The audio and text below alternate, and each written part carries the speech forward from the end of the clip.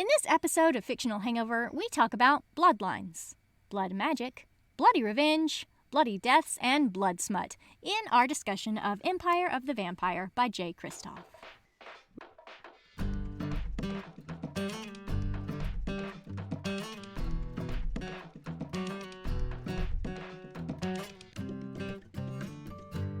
Hey everybody, welcome to Fictional Hangover, a podcast about young adult and new adult and whoa, holy bonkers, adult books, series, and authors, and voice actors, and all of that jazz that is full of spoilers. I'm Amanda. And I'm Claire, and today we're going to discuss Empire of the Vampire by Jay Kristoff. Standard disclaimer. If you haven't read this book, please remember that Fictional Hangover is all about spoilers. If you haven't read or listened and don't want to be spoiled, stop listening to us and go read or listen to the book. Then come back. If you haven't done this but want to pretend that you have, or if you don't care about spoilers, or if you just like the show so much that you don't care about any of that, then listen up. I need to add a line to the disclaimer. If you haven't read or listened to this book, holy shit, go and do it right now. Oh my god, right now. Right now. Who cares that it's 27 hours long and the book is like 800 720 pages. With illustrations. Go. Do it now. You will not regret it. Good. And then come back and say, thanks, Amanda and Claire. You guys are the best. Yeah, really. You need to do that. We also need to have another disclaimer for this one. It is 98% cuss words. Yeah. But, I mean, to be fair, so am I, so I think the listeners are used to it by Yeah, now. I mean, it's normal, but but the book, I'm talking about the book, not us and not our conversation, because it is always, just full of fucks. But, seriously, this book... It is adult. Yeah. It is adult. There is no YA, there is no new adult. No. It is No. adult. You would think because of the adult content, this is me pushing it onto Amanda, but this is Amanda's pick for this month's book thing. Yeah, it is. So, speaking of it not being a young adult book, oh my god, my background info, which I found so many good things that I wanted to share, but there's one thing that just, when I found it, it cracked me up. So that is what I'm going to share for our background info this time, and I might come back later and tell you the other things that I found. But I really want to share with everyone Jay Kristoff's own review from Goodreads. It's very long, so just bear with me. And there's also lots of pictures and lots of GIFs. So you should go and check it out. You should go and read it in person, but I'm going to read it to you right now. Empire of the Vampire is not a book for children.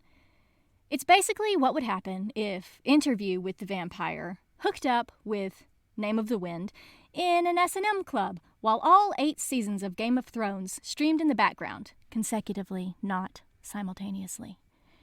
It is not a book for children.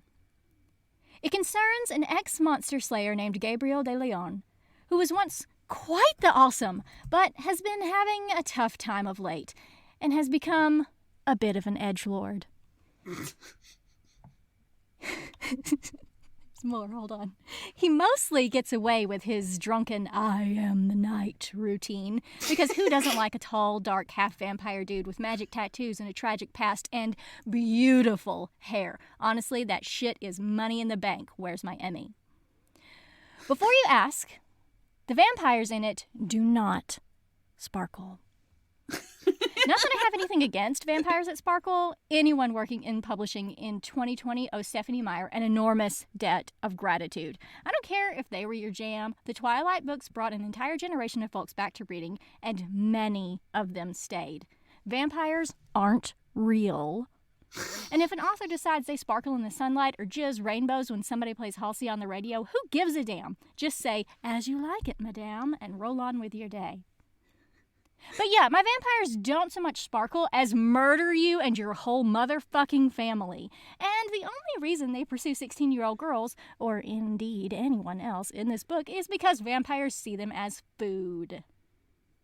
Team Damon for life, BT Dub. This book is quite long. It's rather violent. It's somewhat gay. Like, not Orange is the New Black gay, but you're talking to the man who wrote Mia fucking Corvere, which, oh my god, Mia fucking Corvere. I'm building up to it. Give me some goddamn credit. It is quite smutty and bloody. Blood smutty, if you will.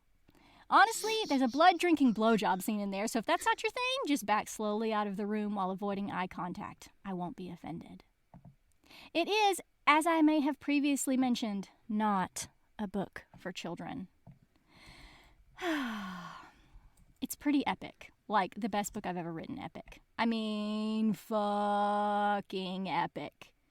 But it's not a book for children. So if your bookstore puts it in the wrong section alongside Illuminate and you find your baby reading it whilst bleeding from the eyes, before you send me an angry email, please consider that I warned you. Hope you love it.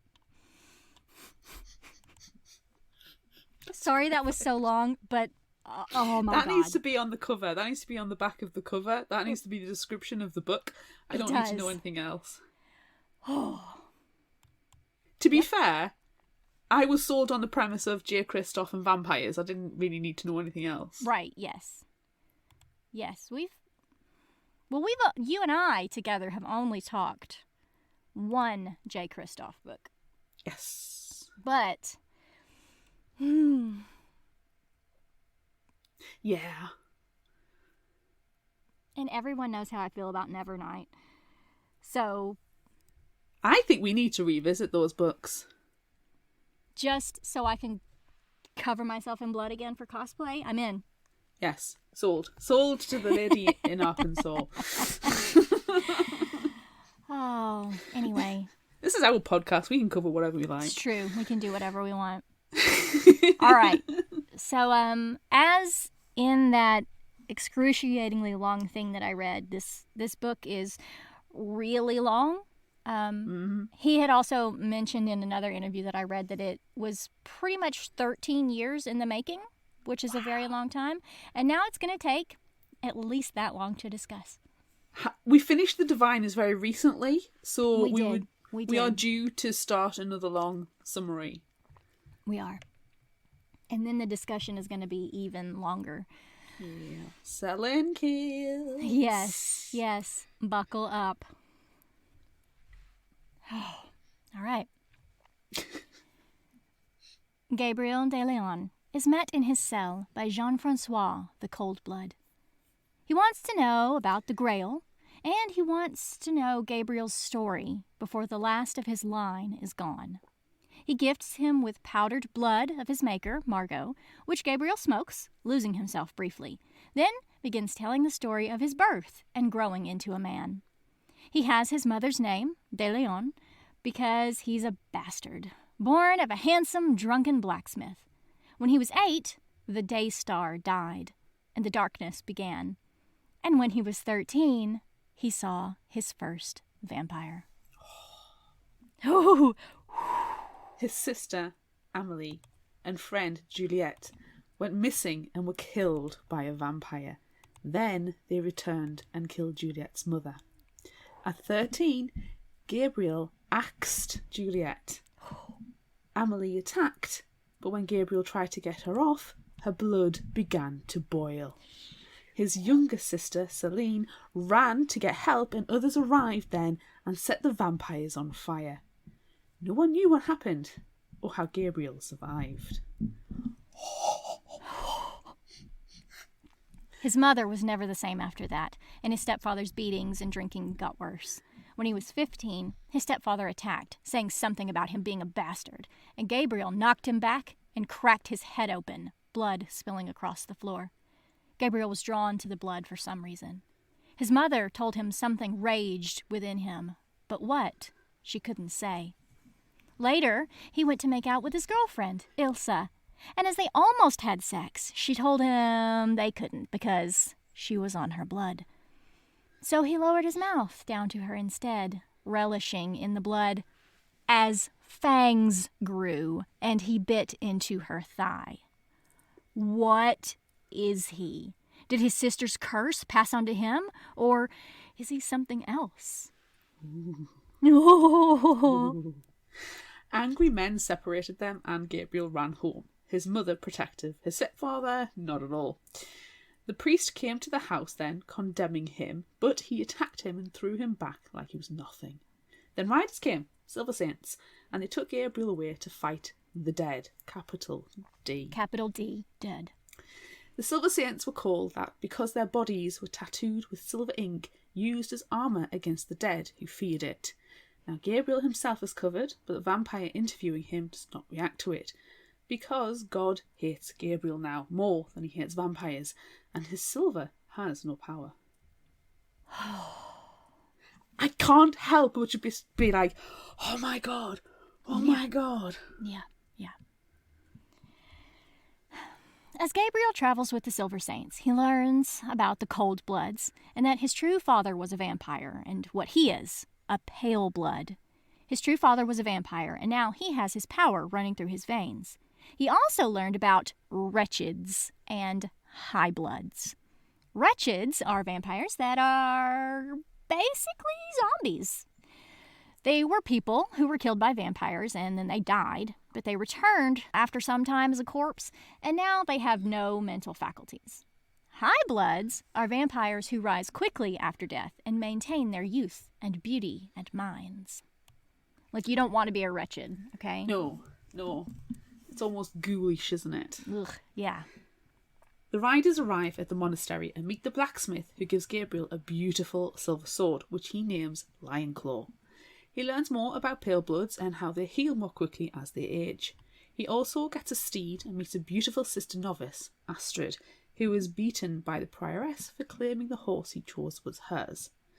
After, Gabriel goes to Mass, where he gets his first silver tattoo on the palm of his left hand, and then an older member of the Silver Saints is killed in the same ritualistic manner as the ill-begotten son of their god, in a ritual called the Red Rite. He is strapped to a wheel, ceremoniously lightly flayed and burned. Then his throat is slit and he is tossed into the river below. His thirst for blood was overtaking his body, and he chose to die as a man rather than live than a vile beast. Oh, yeah. Next, Gabriel goes through a trial that will determine what his vampire father's line is. One of 4, and the power that was bestowed upon him. The ability to read minds, the ability to control minds, the ability to control animals and see through their eyes, and a strength so great and rare that everyone fears it. Gabriel is given powdered vampire blood called Sanctus to strengthen him, and the test begins. A wretched is released on him, then beast dogs attack, then he's challenged to use his mind. No powers manifest, however, and he is declared a frail blood, someone whose vampire father wasn't strong enough to pass down a power. Oh no. After this, Gabriel stops telling the beginning of his story and moves on to the time when he finds the Grail. He is alone now with only his sword and his horse, and then many wretches attack, so they run. His horse falls and breaks his leg, so Gabriel must kill him, but his sword is also broken, and now she is speaking in his bloodthirst-addled brain. He continues on, kills some wretches, and leaves some non-wretches to die, steals another horse, and rides like hell to a town. In the town, he sees Chloe, a young girl from his first days of the Silver Saints. She asks if Astrid is with him, but no, he says, she is at home. Chloe is after the Grail, and, after he laughs at her, they are approached by the bishop of the village. He wants to talk to Gabriel, but he's belligerently drunk, and a scuffle breaks out. Chloe describes him as the best of the Silver Saints, the Black Lion, with his sword, Ash Drinker. But he's not acting the best right now. He staggers up to bed. No, he's not at his best. Oh my gosh, I remember listening to this when Ash Drinker starts talking, and I'm like, wait, is the sword talking to him? What is happening? Do you remember in Who Framed Roger Rabbit when the sword comes out, the singing sword, and it's literally singing? That popped in my head. Gabriel wakes in the middle of the night to a vampire with long, dark hair floating outside his window. Pale and cold and gorgeous. He lets her in and gets a vampire blowjob and a violent bite. He wakes up later, summoned by the bishop. a coach has arrived, driven by cold bloods. Literally, vampires pulling the coach instead of horses. And one of them is Danton Voss, the Prince of Forever, son of the Forever King. Gabriel smokes some of his Sanctus and goes out to meet them, thinking that they're there for him. But they're not. They are after a boy in Chloe's group that left looking for the Grail.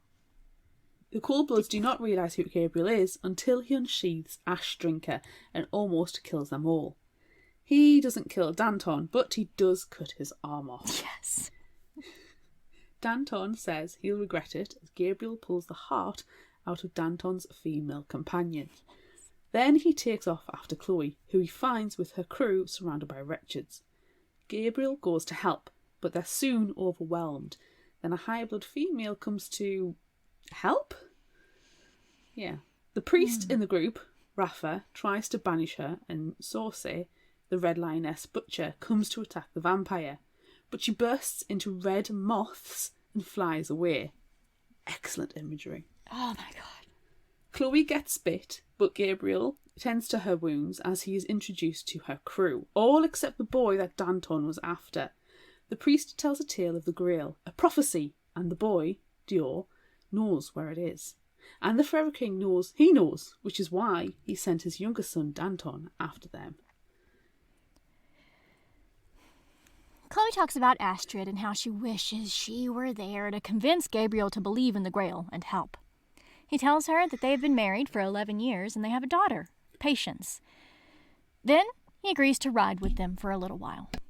Jean-Francois doesn't like the way the story is going. How it skipped from Gabriel starting with the Silver Saints and meeting Astrid, and now they're married with a daughter? That's not how stories are told. They take a story break for the vampire to get a kiss from his servant, aka he drinks her blood. Gabriel feels extreme thirst and arousal, but refuses to drink from her as well. They return to the story back to when Gabriel was 15 and training with the Silver Saints. Everyone bullies him, and then he gets another tattoo from Astrid, which makes him feel immense pain, but also arousal because of how she looks at him. Teenage boys, eh? Oh, yeah. I mean, he's just got to be a walking erection. I think he is, at all times. I'm pretty sure he is. He is. Not long after this, Greyhand, a leader of the Silver Saints and Gabriel's mentor, comes in, declaring it's time for a hunt. They train some after this, and we learn that Coldbloods have their own rules they have to follow. They can't cross running water, can't enter without being invited, can't walk on holy ground or stand to see holy objects. The group going out on the hunt talks about how winter is coming and the rivers will freeze soon, which isn't going to be good. They also talk about Fabian Voss, the Forever King, and his 7 high-blood children and how they have to kill them all. They travel to a town where they're summoned to a home to investigate an ill woman with a dead son. She has bite marks and is clearly being visited by her vampire son. They go into a crypt in search of vampires, and Gabriel doesn't listen to Greyhand when he's told to stand guard, and instead follows him deeper into the crypt. Greyhand is fighting highbloods who don't seem to want to hurt anyone, but then another vampire shows up. Gabriel ruins the fight, and one of the vampires gets away. As punishment, he's sent back to keep watch over the ill woman. Oh, Gabriel. Oh, come on, man. He does not listen. He does not listen to anyone. He does not. Glory and fortune, kid.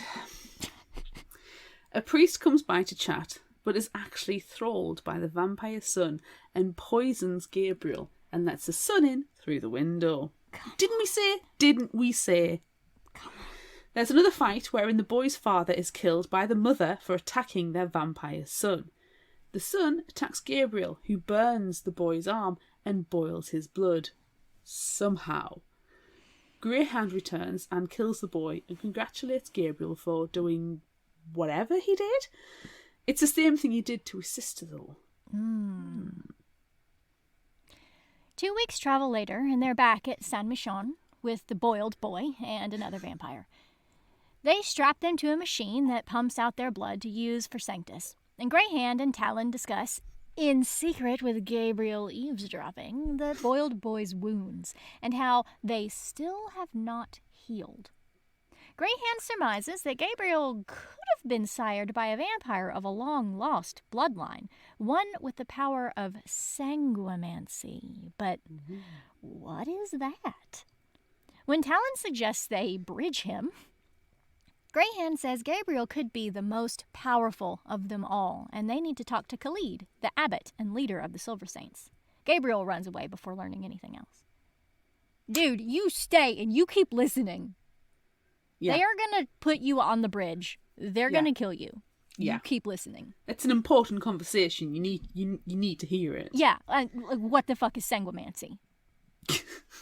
He should be going for a dictionary if he's going to go anywhere. Oh, but hey. Speaking of. Speaking of. That night, Gabriel sneaks out of the barracks through the privy and to the library where he meets Astrid properly for the first time. Yay, libraries. Yay, libraries. He learns that she's a bastard daughter of the Emperor and therefore a queen, but she was sent off to a nunnery. It's always the story, isn't it? It is. She's looking for information on the start of Dear's death, but after some flirting, she's now looking for information on the fifth bloodline too. Gabriel leaves for his punishment for abandoning Greyhand. He's got to shovel some shit. With plans to meet Astrid in the library again. Libraries bring people together. Yay! After weeks of training and shoveling and meeting in the library, one day Gabriel is in training and is set to a tournament. He beats everyone until Greyhand stops him from fighting with DeCoste, his rival, who was injured the night that he blood-boiled that vampire boy. They hate each other, but Greyhand won't let them fight. Back in the library that night, there is another person, Chloe, who Astrid has told about Gabriel and asks for her help in exchange for Gabriel's sword training. They fight for a while and then return to the books. But then they see a shooting star outside and know that they were destined to be here together this night. On his way back to the barracks, Gabriel spots DeCoste, also sneaking back in. He hides to avoid that little jerk telling on him. When he gets to the stables, he greets Justice, his handsome horse, and starts to work, but is soon attacked by the vampire they captured weeks before, somehow released from the silver blood-draining contraption. She releases the wretches hanging in the horse stables to get the horses used to the monsters, and they all attack and set the stables on fire. Gabriel kills all three vampires and saves the horses as the stable boys come to work. Gabriel thinks that it was DeCoste, that little coward. He set the woman loose to try and kill him. He's sent to the infirmary for a little bit and receives a letter from his sister Celine, who tells him all the news of home, basically that everyone's moving on without him. He writes to his mother, asking about his vampire father, and asks Astrid to send the letter for him. After this, he moves back to the story of the Grail. The Inquisitors he stole the horse from are after them now, and so the crew are hiding in the woods. They talk of his sword, and how there are songs sung about it.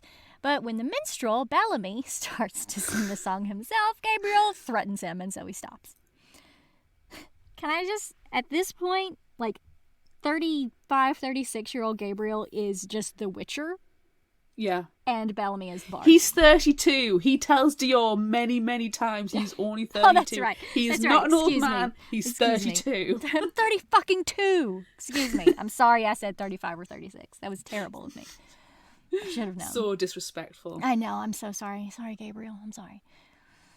Okay, so they travel onward for a bit, and we learn that everyone can hear Gabriel talking to Ashdrinker, and that she is an enchanted sword.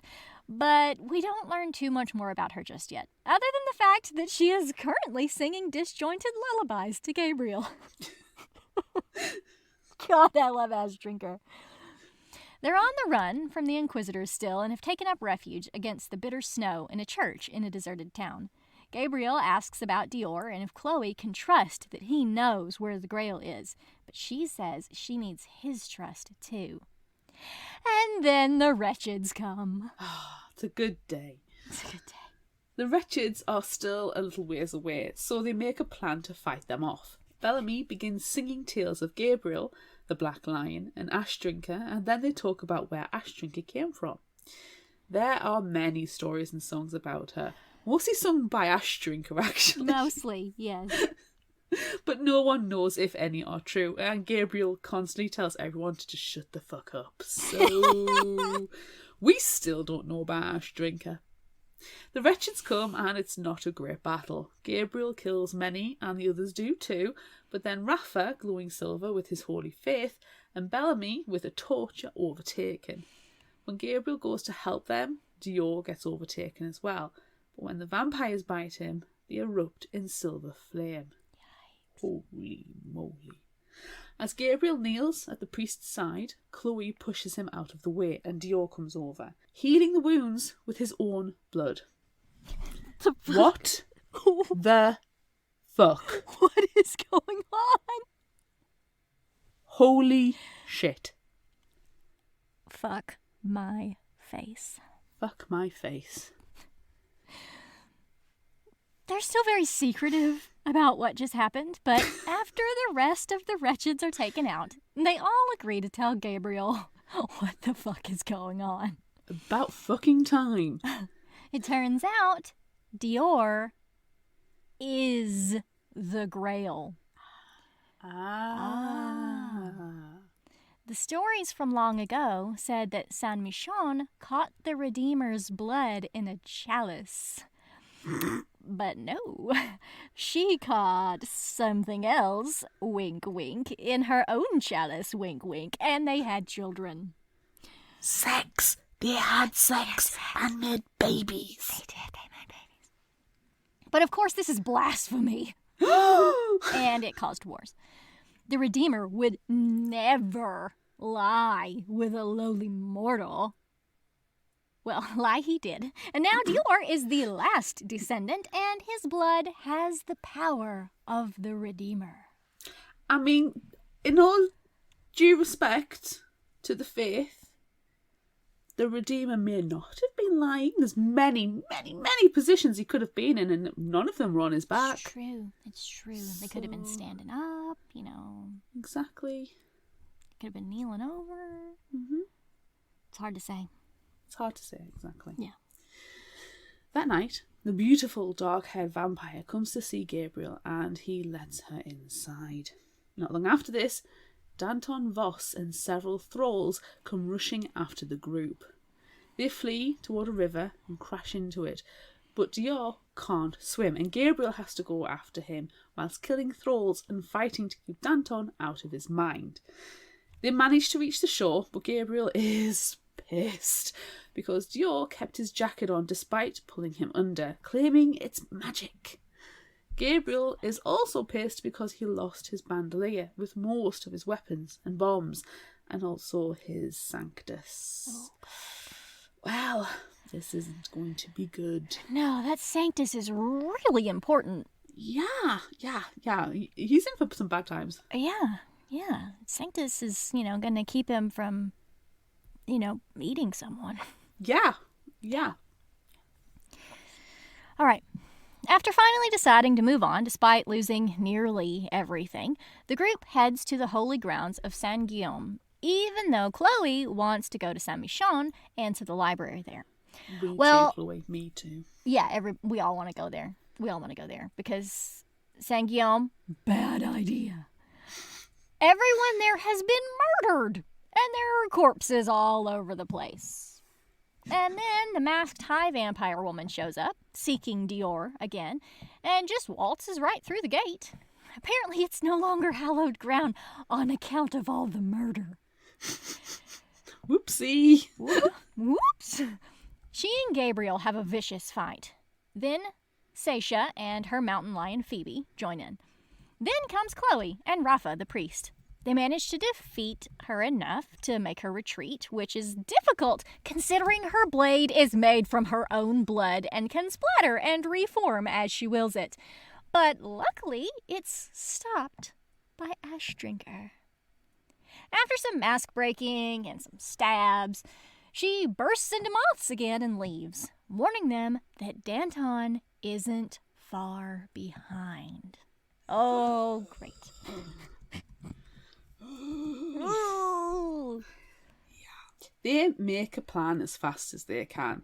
They get the priest to bless new holy water, and they make bombs and fire traps from the things they can scrounge. And then they come. The wretched swarm over the walls and attack, Danton just behind. The battle is awful, and unfortunately, Rafa, Saucer, and Phoebe, and Bellamy all die. Horribly, terribly, Awfully, horribly. vividly. As Gabriel, Dior, and Chloe jump off a ledge and into the river far below, Danton grabs Dior's magical coat. Chloe lets go of Gabriel's hand and falls, and Gabriel rips the coat, leaving it in Danton's grip, as he and Dior fall to the river below. Chloe is lost, and Gabriel drags Dior to the shore, his coat and shirt gone. But wait, there's more. No. He's got huge bandages wrapped around his chest. His wounds weren't that bad. Oh, those aren't bandages. They're binders. He's not a he. He is a she. Oh. Fuck my face. Fuck my face. With that bombshell, it's time to travel back to when Gabriel is 15. And you just go, no! Oh my God! Keep telling this story! Don't go back to the other story! I literally screamed. Yep. Actually, I think I sent you a picture just with the word fuck over the last page. You did. Okay. Gabriel, Aaron DeCoste, Greyhand, and Talon are on another hunt, looking for an ancient vampire they called L'Unquois, the Raven Child, also called Lore. She's been going from town to town, killing all the children, and now she's headed to Cost. The group goes to Aaron's mother's home, where her husband, the Baron, is having a party. They, minus Aaron, who goes back to his nobleman ways, pretend to be staff at the party and wait for her arrival. Aaron is shitty to Gabriel, as he always is, but he tells him that his stepfather found him trysting with a peasant and attacked, killing one and almost killing the other. That's the night he found out he was a pale blood because he survived the Baron's beating. After, Gabriel tells him he knows he set that one vampire free and tried to kill him because he saw him leaving the armory. But then the Raven arrives. The fight is dreadful, but somehow, thanks to Gabriel, all 4 Silver Saints survive. Aaron and Gabriel fight well together and almost have a sort of kinship. Brothers in arms, really. Really? Greyhand Oh, don't say Sword-Arm. brothers in arms. Yeah, because Greyhand, it's a bit warm. Greyhand Sword-Arm gets ripped off. Oops. One eyeball is popped and one ear is torn off. Yeesh. Bad times. He's fine. He's fine. He's fine. He's Tis like- but a he's- scratch. He's the knight. He's the knight who keeps getting all of his limbs cut off. Oh, I'm not going to a Monty Python sketch right now. No, we can't. We have No. so much more of this book to go. We can't Monty Python in the middle of Know it. that it's replaying in my head, though. It's just a scratch. It's just a scratch. Talon fared a little better, and so did Aaron and Gabriel, though they'll all have scars. A highborn follower of the Raven was killed, and she almost was too, though she is the Voss bloodline and has hardened skin, so is difficult to kill. Making her hard to kill is the fact that she is a forever prince, just like Danton. Oh, shit. Coming out of the woodworks here. Yeah. Oh, can I just say that I love that she is also called a prince? Loved it. Using her powers to look into the minds of the Silver Saints, the vampire says something peculiar about Aaron and also something about Talon and a sister, Aoife, that was killed in the attack that almost killed Gabriel. Then she begins on Gabriel, telling him she can feel that he is drawn to her and to her blood and that they should kiss. As he's drawn in, he shoves a silver bomb into a gash in her throat and it explodes. Nice. She still doesn't die. She's not doing so hot. Unfortunately, the Silver Saints were too late in getting to her, and she already sent out ravens telling the Forever King plans, and now he's on his way. Greyhand has a bird of his own, though, a falcon, and it kills one of the ravens. So at least they know what's coming for them. Yeah, Question shrug.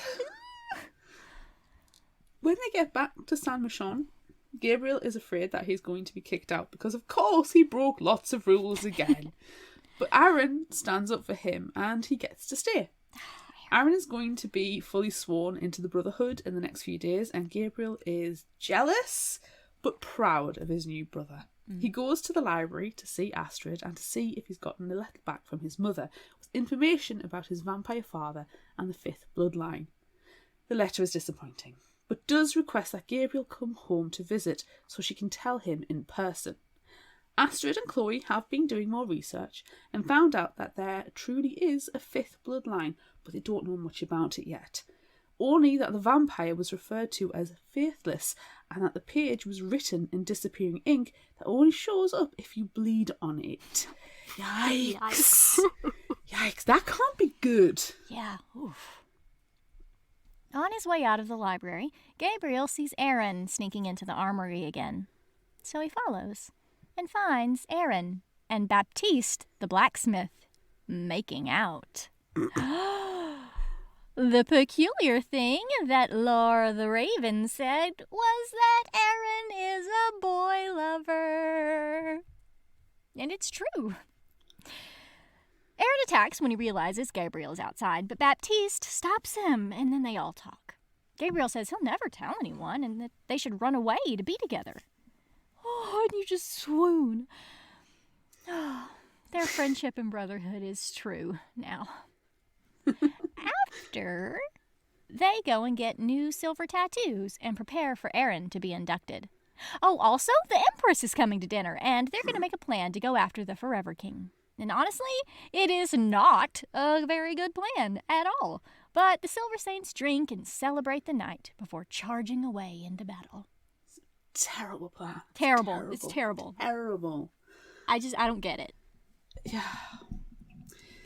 Gabriel sneaks out that night to see Astrid, full of drink and the fear that he won't live to see another day after the violent vampire battle that is to come. Astrid offers to help Gabriel figure out his fifth bloodline blood-boiling power, and they start making out, and it gets heated and bloody. Before too much more than stroking and kissing below the belt. No, not below the belt. It says below the habit because it's she below is the a nun. habit because she's a nun and she's wearing a habit. Whew. Whew. An alarm bell rings out. They leave the library and find everyone shouting lots of homophobic slurs.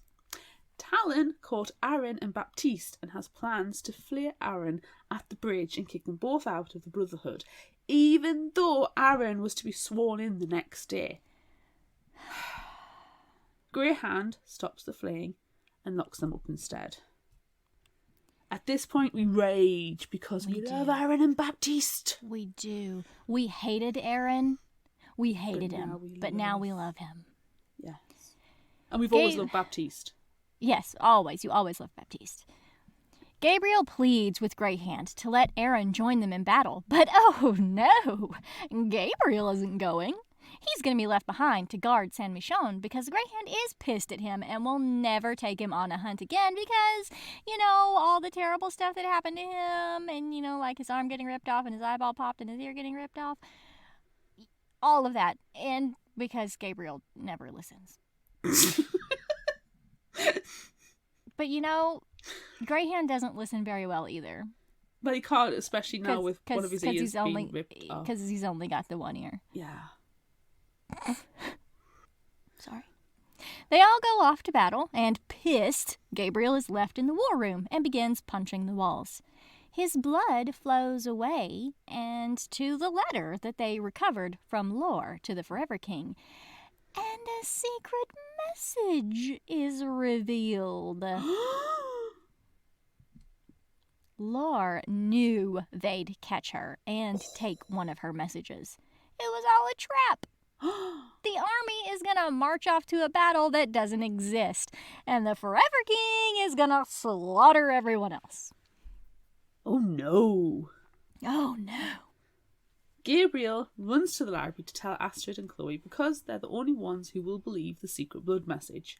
They decide to tell the prioress, who believes them immediately and sets Aaron and Baptiste free.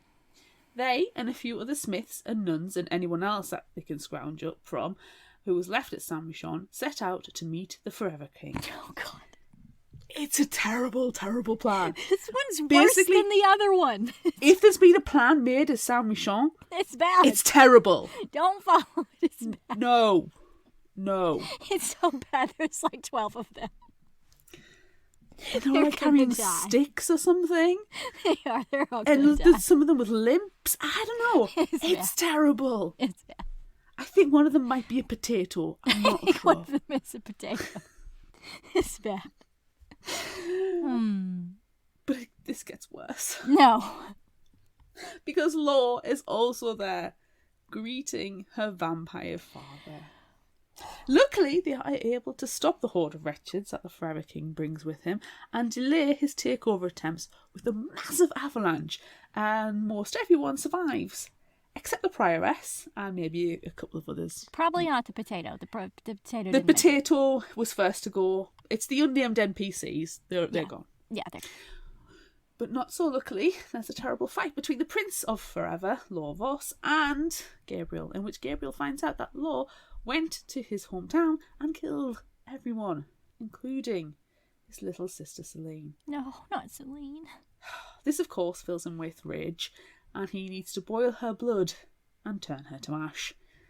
This also, of course, pisses off the Forever King, who now has it in for Gabriel. You do not want to piss off the Forever King. No, you do not. You do not. No. And Gabriel has done it by blood boiling someone again. His favoured daughter. Yep. Dead. Womp womp. When the survivors get back to Saint Michon, they are followed shortly thereafter by Greyhand and Talon and everyone else. Empress Isabella gives Gabriel the title Chevalier, and now, as a Knight of the Empress, tells him he'll be put in service soon. He asks the Empress to grant Astrid the ability to leave the sisterhood, which she agrees to, but reluctantly, because she is Astrid's stepmother, who was terrible to Astrid and her mother, and is the reason she got sent to Saint Michon in the first place. Ooh. After this, Gabriel is inducted into the Brotherhood and is now a true Silver Saint. Aaron and Baptiste are banished, but not flayed. Yay! Yeah, because they helped to fend off the horde. You know, they're not killed, so it's Looks good. That's good. That's good. As Aaron leaves, he tells Gabriel to watch out for Talon, that he felt him using his mind-reading abilities on him, which is totally against the rules of the Silver Saints, and is also how he and Baptiste were discovered. Oh. Ooh, Talon, you son of a bitch. Oh. You son of a bitch. Using this information, Gabriel lures Talon to the library in the restricted area where he and Astrid usually meet in secret. But surprise, surprise, it's only Gabriel there, and Talon doesn't catch him doing anything wrong. If Talon tells anyone he knows of their trysts, then people will know that he's using his powers on his brothers. Oh. And also, Gabriel will reveal the fact that Talon has lost control over his bloodlust and has been killing sisters by drinking them. Oh. And he also got Aoife, the young sister who was killed the night of the vampire attack. Pregnant. Oh, and then God. He killed her. Oh, God, he knocked her up. He is just breaking rule after rule after Yeah, he rule is. after rule. Yeah, he is. This pushes Talon into a frenzy and he tries to drain Gabriel. But luckily, Gabriel told Greyhand his plan and he comes to the rescue and kills Talon. And none of us are sad because Talon is a jerk. Yeah, I'm not sad at all because he was awful.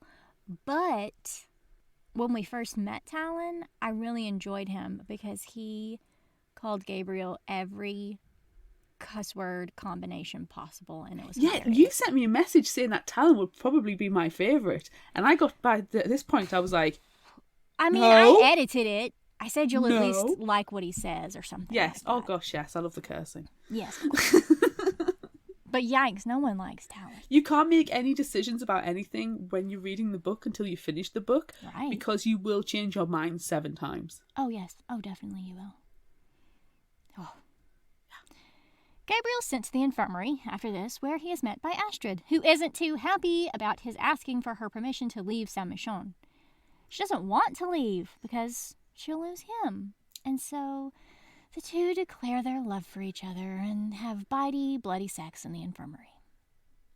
But keep it quiet. You don't know who's going to go past. I know. They keep up their meetings in secret for years and years, and Chevalier Gabriel slays a lot of high bloods and stops a lot of wars and earns the love and praise of people all over. Aw, he's a hero! Is that the end of the story? No, it's 22% of the way through. Yeah, we've only just started. This is the introduction. There were so many times where I was like, man, this will be a perfect ending to the story. Nope, there's literally 400 pages left to go.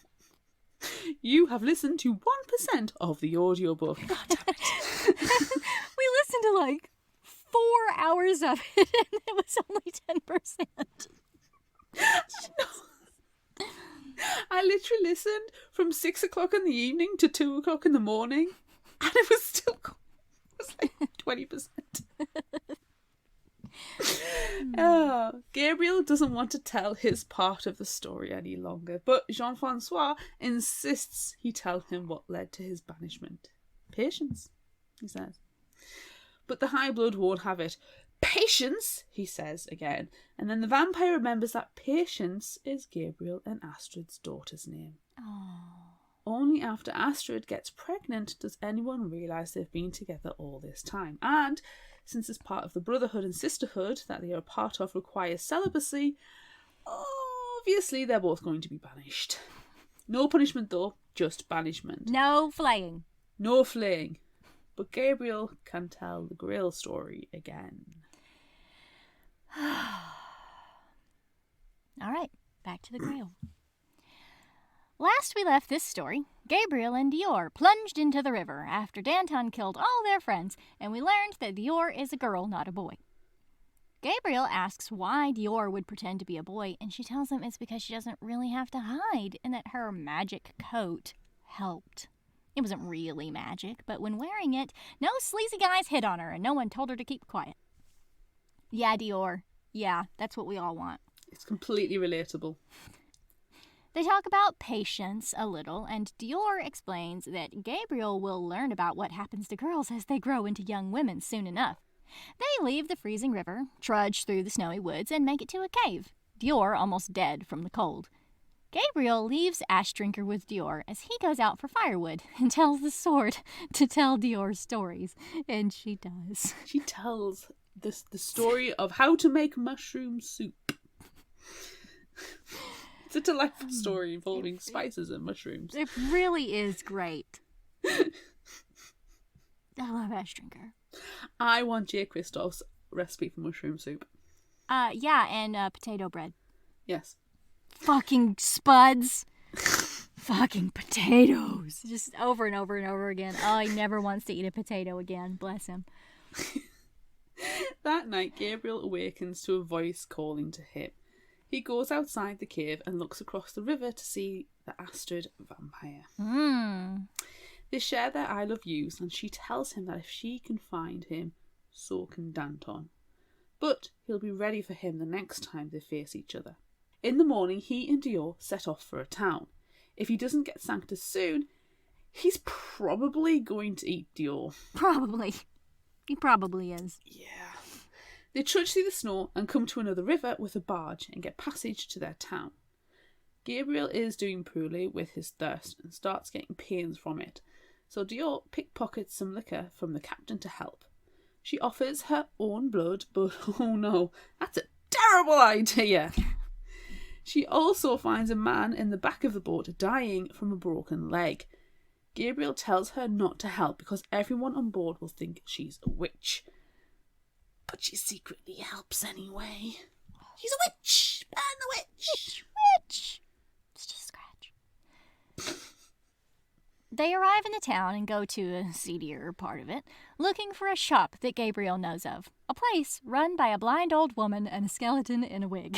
I'm just going to update my favourite characters again. Sorry. Skeleton in a wig.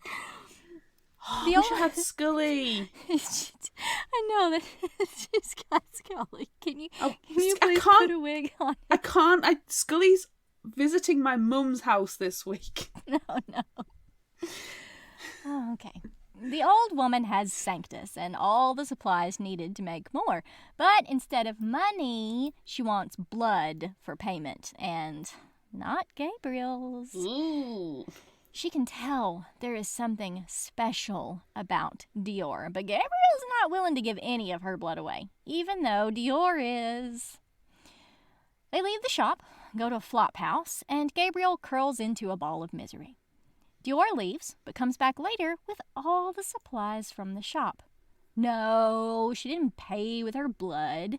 She burgled them. Oh, that's okay then. As Gabriel starts cooking up his Sanctus, the Inquisition bursts through the door. Oh. The family of the man Dior healed on the boat turned them in. Oh, God damn it. Damn it, Dior! You should have listened! No one suspects the Inquisition. Gabriel and Dior are beaten and taken to cells under the nunnery for torture. And it's bad. It's very bad. It is very, very gruesome and bad. Yeah. They waft Sanctus under Gabriel's nose and beat him with an iron-tipped whip. And who knows what terror is happening to Dior. Before the beating continues, there's a knock at the door from a quiet nun with urgent news from another inquisitor. Except it's not a nun. It's Dior, who has murdered her captor, and now both of Gabriel's with Ashdrinker. Good on you, Dior. She shoves the Sanctus pipe in Gabriel's mouth and they escape the church. They put on stolen nun habits and sneak away past all the soldiers who are running to help capture them. Gabriel grabs some supplies from a shop. Then they steal a boat and take off down the river. Escapade after escapade. It's so good. I love that they put on nun habits. You know, the pictures in the book have these two characters, and you can kind of see Dior being, swamped by the nun habit and being able to hide. But Gabriel... Gabriel's fucking huge. We've gone back to the Monty Python cross-dressing. All over again. Oh. When they finally stop, they have a heartfelt conversation about how they were each going to leave the other, but then decided not to because they are friends now, and sometimes your friends are your family. Oh, found family. Yay! You know how much we love found family. I'm so happy. Oh. Dior apologizes for using her magic to heal the guy on the boat and for never listening to Gabriel when he's just trying to keep her safe. She tells a story about how she and a friend/lover she had when she was younger robbed a minister that sexually assaulted the friend. The friend killed the minister, and then he stabbed her back right before dying. Dior healed her friend, but she called her a witch and had her taken by the Inquisition. God damn it. That's when Chloe and the rest of the crew found her and saved her, and they've been on the run ever since. That story finished, Gabriel gives Dior a new dandy outfit he gathered then, and surprise of all surprises, Jezebel, Gabriel's horse that he burgled from the Inquisition not too long ago, and then ran away after Danton attacked the last time, comes trotting out of the woods. Way! Yay, Jezebel! A little bit of good luck at last. Yes, oh God, no. Well, they travel northward and cross a frozen river. Well, Dior and Jezebel cross. Gabriel, upon realising three wretched after them, tries to run and instead crashes through the ice. Damn it. So close. The wretched disintegrate, thankfully, but Gabriel nearly drowns until Dior stabs him through the ice with Ashdrinker. Friends stab their friends with swords. Yes, they do. He punches through the ice, gut bleeding, cursing Dior for stabbing him.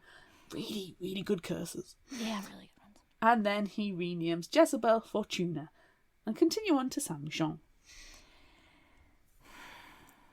Sometime later, still on their way through the frozen forest, Dior asks about Patience, and Gabriel gives a few details as she falls asleep. Astrid calls to Gabriel then, and they make out a little. Astrid begs Gabriel for blood, and when he turns her away, needing to, keep his strength, she gets upset that Gabriel is working so hard for Dior, who isn't even his family. She tells him to remember why he left her and their daughter. But then Dior comes up, and they continue on. They're soon chased by terrifying creatures that they can't even comprehend until they fall over a gorge. Womp womp. Gabriel shields Dior's body as they fall, and his leg breaks in two. But Fortuna doesn't survive the tumble. Should have left her name as Jezebel. Dior is unconscious, but still breathing. So Gabriel sets his leg, cuts open Fortuna's belly, and shoves Dior inside for warmth. Tauntauned. She got tauntauned. After the Sanctus has time to heal Gabriel's leg, they set off again and finally make it to their next destination, Chateau Aveline, where Aaron and Baptiste have made their home. They are welcomed with love and hugs and tears of joy, and it's wonderful and we love it, but we suspect it's not going to last long. No. Everyone should know by now. Nothing good comes of any joy. No. But they dance and they feast, and it gets to be too much for Gabriel. This is where he and Astrid fled after they were kicked out of Saint Michon. This is where they were married.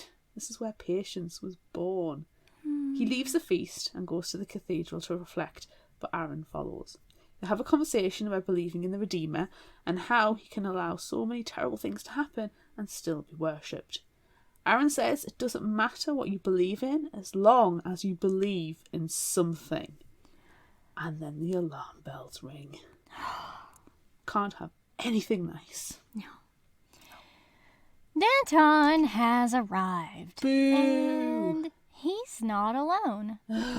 He announces to everyone at the castle that he will allow them one night to hand over Dior.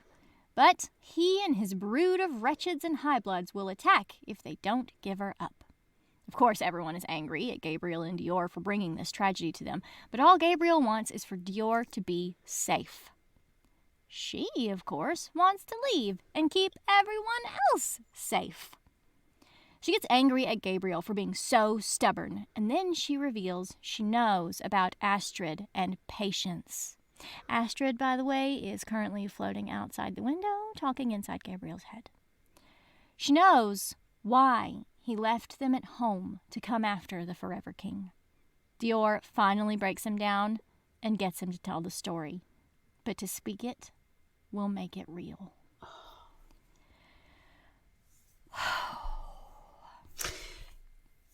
Gabriel and his little family moved to a lighthouse surrounded by water to keep safe from vampires. Gabriel stopped fighting, stopped taking Sanctus, and had finally begun to live his life. One night, Patience stayed outside after dark picking flowers for the dinner table, and Fabian Voss, the Forever King, brought her inside. He was angry with Gabriel, not just for killing his daughter-in-law, but for retreating and living a life away from battle. He was sad at the thought of losing an enemy that was actually worth fighting. So he came to settle a vendetta and killed Patience. Gabriel and Astrid both attacked, but it was no use. Ash Drinker shattered against the vampire's neck. Then, unfazed, he threw Gabriel through the floor and down into the cellar.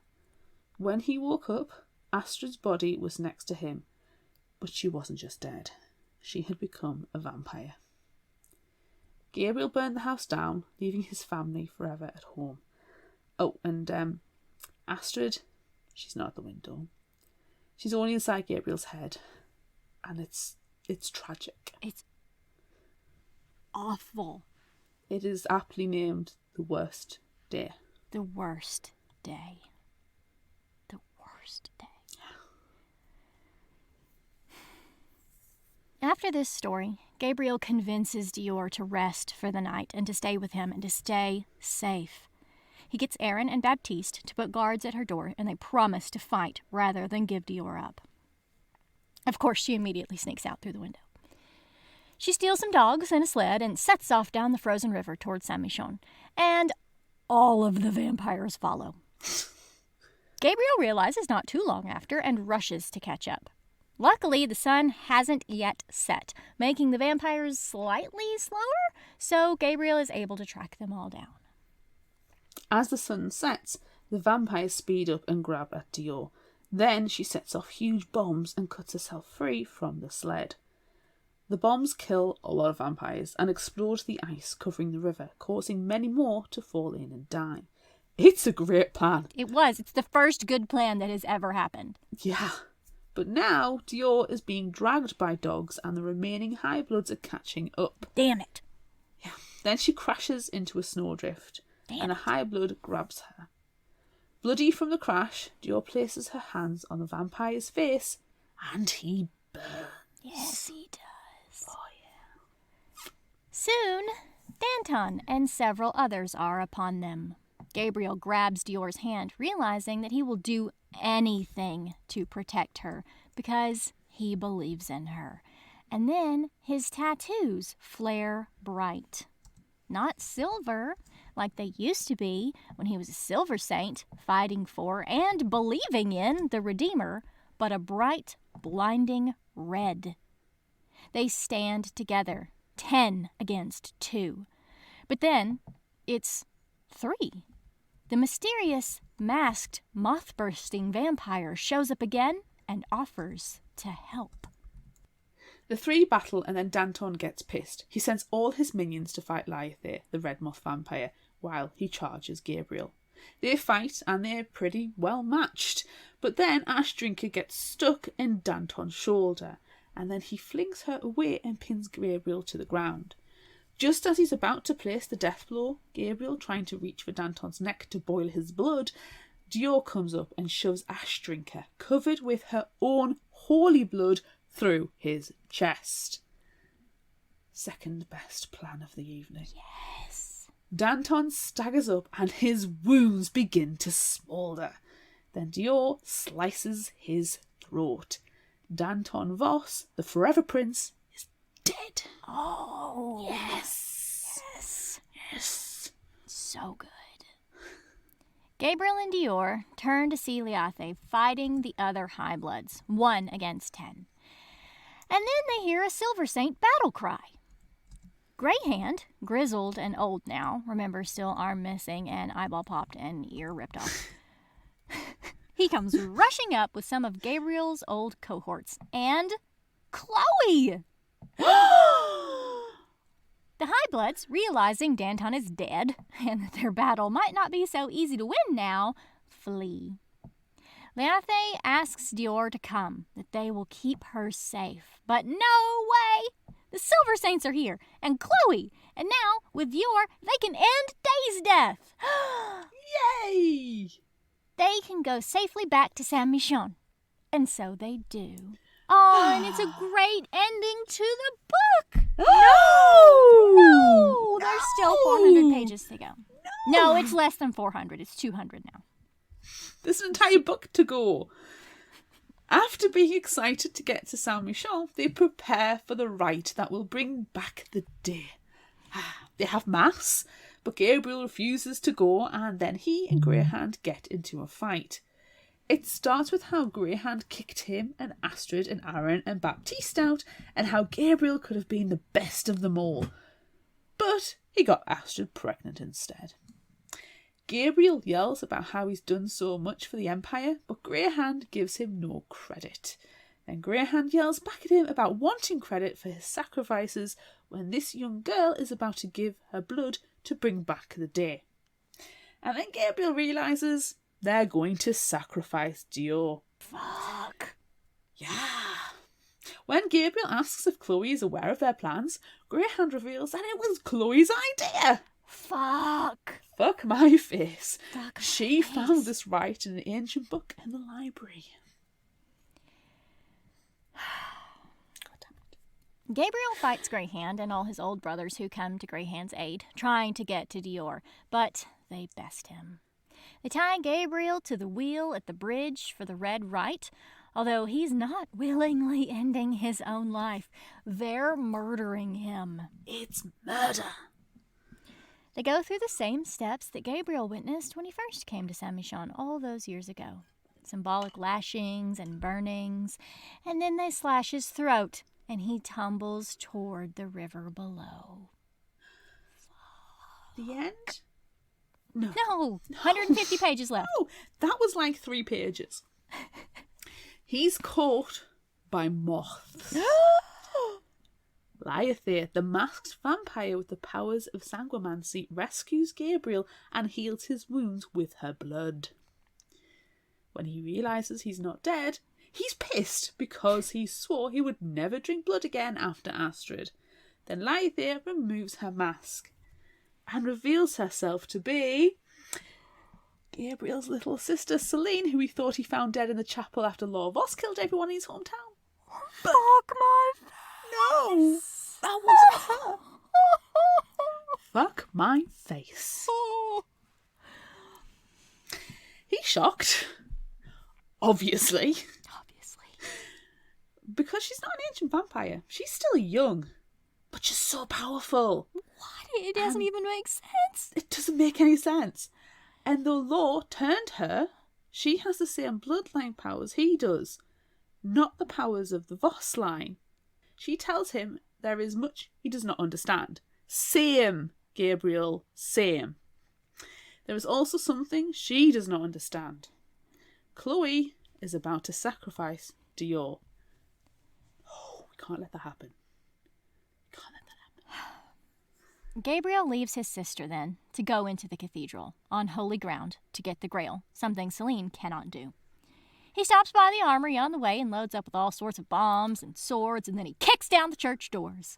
He yells for them to let Dior go, but Chloe tries to finish the rite instead. Gabriel kills them all, including Greyhound by blood boiling and Chloe by a sword through her chest. Gabriel sets the ancient tome Chloe found the rite in on fire, and then he and Dior leave the cathedral to meet his sister. Mic drop. They are out of Yep. Saint-Michon. Yep. Fuck it all. The interview with Jean-Francois ends here. For this night, at least. But there are still so many more stories to tell. Namely, the death of the Forever King, the loss of the Grail, Gabriel's travels with Lyothere, and the story of their blood. But those will have to wait till next time. Gabriel, of course, tries to kill Jean-Francois, because that's what he does, kills vampires. But he doesn't succeed. To be fair, he's not putting a lot of effort in. It's not. Slave shrug, I gotta try. Come on. Shrug.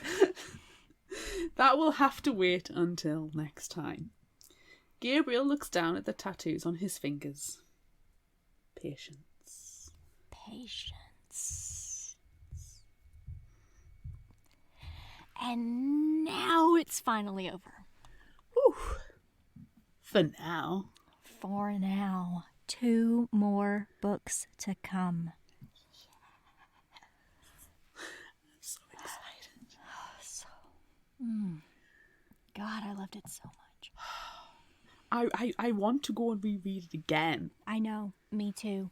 Me too. And I did. I reread a whole lot of it while I was writing this 88-page summary. I listened and read the book at the same time. I literally, Yeah. it was like, Yeah, I was me like too. going back to childhood.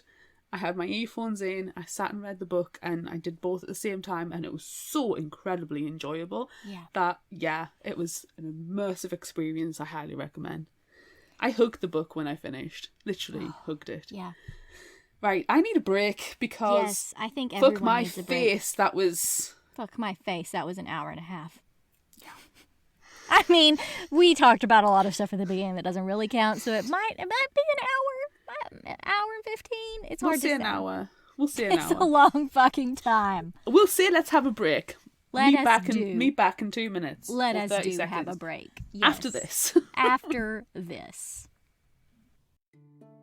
Hi, this is Leah Stuhler, creator and host of YA Book Chat podcast. If you love reading young adult books and chatting about them with your friends, then head on over to my podcast and take a listen. Each episode, my guest and I chat about a different YA book. We start spoiler free and then head into our spoiler section where we dive into the mysteries of each book. And we do it with laughs and fun along the way. You can listen to YA Book Chat on Apple Podcast, Spotify, Stitcher, iHeartRadio, and wherever you get your podcast. And now, back to the show. Did everybody have a nice nap? Yeah. Yeah, I mean, we needed to rest after that. It was relentless. Yeah. From page 1 to the end, you couldn't, you were gasping for breath.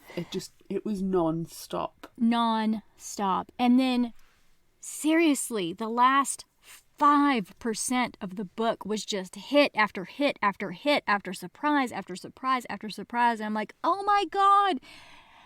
And also, you know, I was thinking like, oh, this would be a nice wrap up. You know, it's probably going to end here and there's not much more to go. And then it was the last 5%. And I was like, why is this over? There needs to be more. Yeah. Why did it end? Yeah. That's the thing. When you listen to a book and read it at the same time like I did, and you get to the end of a story, like a part of the story, and you think, oh, this is going to end now, in your ears. But when you look at the book and go, Nope. what the hell is the rest? Nope, there's 600 pages left. Yeah, because the book itself is divided. The whole book of Empire of the Vampire is divided into 6 books. Yes. And then the books are divided into chapters. Yep. And I didn't feel like I could read just a chapter or two. So, you know, normally when you're tired on a night or you've got a few minutes, you think, I'll just read a chapter. No, it had to be the whole book or nothing. I couldn't. And I fought tiredness one night, and I know it was 2:00 in the morning, and I think I texted you, and you said, go to sleep, Claire. Why are you still awake? I'm like, because I had to get to the end of this book. And you're like, oh, that's fair. Empathise, sympathise, now go to sleep. Yeah. And I had to finish each book. So for all the fact it's 27 hours worth of audio book narration, I had to basically do it in 6 parts because I couldn't stop. Yeah. But I will say, interestingly, as I was doing it in that method, I was doing my usual thing of double speed. And if you're not used to listening to an audiobook at double speed, if you try and read the book along with listening to it, double speed is about the same as if you were reading it to yourself. And Yeah. it's a good introduction to being able to do an audiobook faster. Yeah. I couldn't listen to this one at double speed because now the time that I have to listen to audiobooks is when I'm in the car on the way to Yeah. work. And the audiobook was stellar. Oh, Fantastic. But there were so many accents that were great. It was wonderful. You know, I mean, it's lots of French. But I couldn't comprehend the accents at double speed while fighting road noise. yeah. I get that. So I get that. I listened to it at 1.8, sometimes 1.6. And I did start out listening to it with my husband, so we had to back it to 1.6 for that. Yeah, But it was I so- get that. I think so that's where it good. was easier to read along with the book because the French, Jean-Francois in particular, had a very strong French accent. He did. But it was never referred to as family. It was always famille. Famille, Yeah. yes. So there was a lot of French and there was a lot of oui. Yes. So there's a lot of Frenchism in, even though it's not. It you can. I mean, there's maps in the book. There's maps in the Yeah, book. there's maps in the There's book. And 2 of also, them. oh my God, all of the illustrations. Yeah. All of them. And it's just beautiful. It is It a is. beautiful book, and I just It's I obviously have the UK version, and the UK version is illuminated and it's beautiful and it's shiny. Lovely. And if I take the dust cover off, it's shiny and beautiful and it's embossed. lovely. Mine's just plain black, and the spine is like has red text. I really, really wanted to win one of his arcs or one of his special editions because there's so many different special editions, and they were all amazing, and everything is amazing. And Damian Lynch is the narrator, and he was amazing. And the illustrator is Bon Orthwick, and she is amazing. And everything about this book is amazing. You can't go wrong listening or reading. You can't. No, you can't. You can't. And it's kind of like, you know how obsessed I am with The Dead House and the audiobook for The Dead House? Like, I mean, nothing compares to Elise Green. Sorry, everyone listening. But I think that's fair. This is one of those books where it's like if you listen to it, you get certain things, and if you read it, you get other things. And so you just need to do both. You need to do all of them. Yeah. It's definitely one, if I just listened to it, I would have finished the book, the audiobook, and gone and bought purchased the book to have on my shelf. I've done that for a few of the books that we've covered on the show, where we've listened to a library copy and I have to own it. Yeah. I think the last one after that was Sorcery of Thorns, because I just adored the ebook, and it's now on my bookshelf. Because I have to have a physical copy to look at and think, oh, I love you, you're so pretty. Yeah. And I would have done exactly the same with this. It was just relentlessly fantastic and breathtaking. Yeah. The audiobook narrator reminded me a little bit of actually James Masters as an audiobook narrator. I can hear that. Not necessarily in the voice itself, but just the way that it's, just the way he's done it, like his intonations, and it was a warm voice, and it perfectly suited the character. Yes. Like, if I was to read the physical copy now, it would be with Damian Lynch's voice in my head. Yeah. It was perfect. Perfect casting. He did a great job. It was... I told my coworkers today that I almost regret this being my first book of the year because nothing else is going to compare. I am worried. I mean, we have a lot of books on our TBR pile that we're going to cover this year. There's a lot that hasn't been released yet. We're very excited about a lot of books. Yes. But we've started so strong with this. Yeah. Yeah. I mean... I guess this is a spoiler alert to everyone because this is our third episode of the year, and it was our first, fully completed book. I don't count Lore Olympus. Because I actually read Lore Olympus, 8 times. Because it's just flipping through and looking at all the illustrations and going, oh, look how pretty it is. I don't count that. Multiple read-throughs is fine, and it counts on Goodreads, but I don't count it as my first read for the year. This one. First read of the year. No, I think Lore Olympus technically was my first cover-to-cover sit-down and read, but it was also my last read of 2021. Yeah. But this one is the first book without pictures. It's illustrated. No, you're a liar. There's pictures. Non-graphic novel book. Yeah. Yeah, this is the first one. And my God, I mean, starting off so strong. I wish I could give it more than 5 stars on Goodreads. It's phenomenal. It is absolutely phenomenal. I cannot wait. Complete insta-buys the next ones. Yep. It's just amazing. The imagery is so strong. Now... For me, as I was reading through it, I was telling my husband, who is desperate to read it now, and now I've discussed on the podcast, he has access to the book. I said, for me, and I was laughing about it as I was reading it, this is Interview with a Vampire, meets The Lord of the Rings, meets The Da Vinci Code. Yeah. There was Yep. just so much strong imagery that reminded me of those books. Like, there's parts where they're going to one of the monasteries, and this is when all of, like, Chloe and Rafe and Cersei all die. And Yes. do you remember in the Lord of the Rings where they're trying to cross Caradhras and the blizzard to, and that was that was their journey Yeah. to the monastery, but also that journey was repeated again when Gabriel and Aaron and Baptiste go to face the Forever King's army, and then set off the avalanche. I was like, Yeah. okay, there's Lord of the Rings. Also, there's a lot of walking. There's a lot of walking. There's a lot of walking. And that is essentially what Lord of the Rings is. Like, Yes. the Battle of Helm's Deep was, you know, one of the monastery sieges when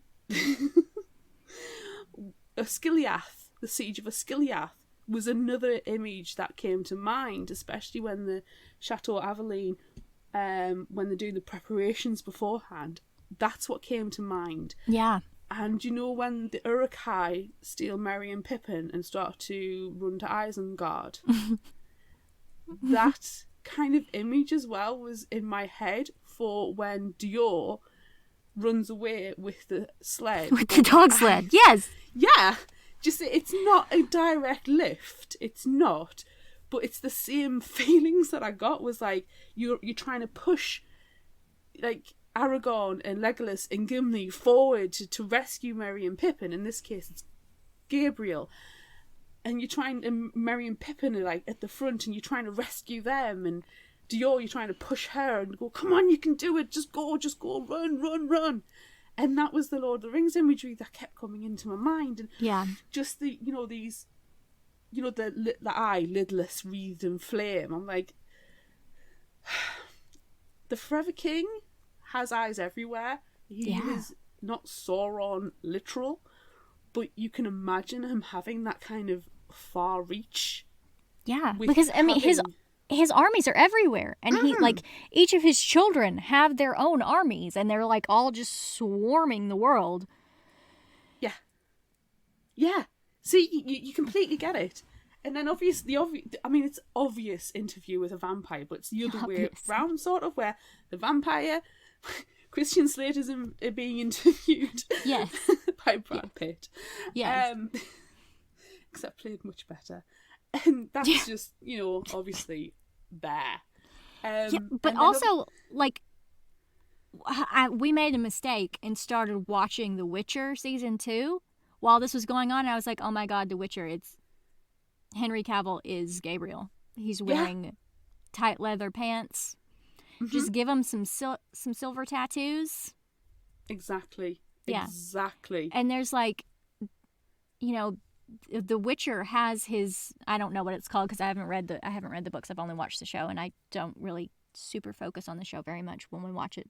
But he, like, has a drug or something that he ingests, and then, like, his eyes turn black and he's super strong, and I'm like, oh my god, he's fucking taking Sanctus. And you're like, where are his fangs? Yeah. So Exactly.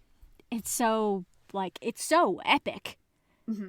I mean, the thing is, though, stuff like say in the Da Vinci Code, it's stopped the spoiler of Dior being A the Grail and B a girl. Yeah. Because if you've seen that movie or have any kind of any awareness of the Da Vinci Code or similar stories, the Grail always turns out to be the blood of Christ, or in this case, the blood of the Redeemer. And you don't have it as a boy, you have it as a girl. And you have it as a girl disguised as a boy. Because, as Dior fantastically put it, boys are safer than girls. Yeah. Boys don't get harassed like girls do. Yeah. That's why she has a magic cloak. And that section really rang true for me. I was like, yeah, any girl who's read that is going to be able to go, that is relatable. So Yeah. thank you. Give me my magic coat. Exactly. So thank you, J. Christoph, for putting that in there, because he is a male author who's going to have an outreach to a lot of more male readers. Yeah. And hopefully male reader will read that and go, oh shit, Yeah. is that really true? Because yes, it is. Yes, it is. So yeah, things like, that that didn't surprise me. None See, of it did surprise me because I've never watched or read the Da Vinci Code. So I was like, Really? oh, I've never read them. I've just watched them, but Yeah. it's No, it's a I've never story watched I've them. heard before. I've never watched them because Tom Hanks' Hanks? hair's scary. I irrationally hate Tom Hanks. That is true. That is Right? true. So I won't ever watch it. I don't care. But yeah. So I didn't get that. I was surprised that Dior was a girl. I mean, not like, oh my god, it's a girl. Like, oh, Fuck my face. fuck my face. Yes, I love how when that's written, it's each word is a sentence, and most of the time it's italicized. One you- word or all three. I mean, fuck my face. It's everywhere. Fuck my face. I feel like we need to talk about, like, just parts of the book. We've been talking about the book as a whole, Yeah. but now we need to talk about parts of the actual book. It's so difficult, isn't it, though? Because It is. It really, really is. Because, like, there were so many battles, and each battle was epic and amazing. And, yeah, there's a terrible plan, but then Gabriel somehow saves the day, or he boils someone's blood, or someone gets stabbed, or someone's arm gets ripped off, or someone's eyeball gets popped. Like, so many things. Or people die and then get brought back to life. And then they immediately die for real. And you're like, why doesn't Dior bring them back? Why don't you bring them back to life? Can't. Dead. They're dead. You didn't make it in time. Dead. Everyone's dead. Chloe's death. And The fake death. The fake death. Where she jumped into the river. When she let go of Gabriel so Gabriel could grab Dior because Dior was more important, I was like, she's not dead. Nah. Where's the body? And No. even then, because people can come back as vampires, I'd be questioning Yeah. if she's fully dead. If she's Notice dead, in the up summary, Appleby. she was lost, not dead. Because obviously she's not going to die. Exactly. And I Until was the proper waiting. moment. Exactly. And that didn't surprise me either, because comic books have ruined my expectations of people's deaths. Until I see a body, they're not Yeah. dead. And even then, I'm suspicious. Yeah. So, yeah, that was very interesting. That was I was more surprised by Chloe being so willing to kill someone. Yes. Yeah, I did not love that Chloe is sacrificing Dior. Like, dude, if you're gonna sacrifice someone, you gotta tell them ahead of time. Yeah. You gotta say, hey, there's this, like, saying that everyone says all the time about how, like, a human's gonna bring about the end of day's death, and, like, it's gonna, that's you. That's you, and in order to do it, we have to kill you. And Dior would be like, yeah, okay, I get it. I can save the world. Yeah. And I think if Chloe had told Dior would probably have gone along with it. Agreed. But she didn't. And that No. was the problem. No. That was a very big problem. Yeah. Dior's been lied to and mistreated so much in her 16 years Yeah. that the only person who is being honest with her, is treating like a person, is Gabriel, because he tells her to shut the fuck up all the time. Yes. And, stop being stupid, you silly girl, and all that kind of stuff. So the only person who's treating her with any respect is Gabriel. He hasn't lied to her. Yeah. And Chloe's been lying the entire time, and that's a Yeah. big deal. Yeah. But yeah, I agree. If Chloe had explained, I think Dior would have done it. I mean, I think they, like, probably could have figured out a way to do it while they were traveling.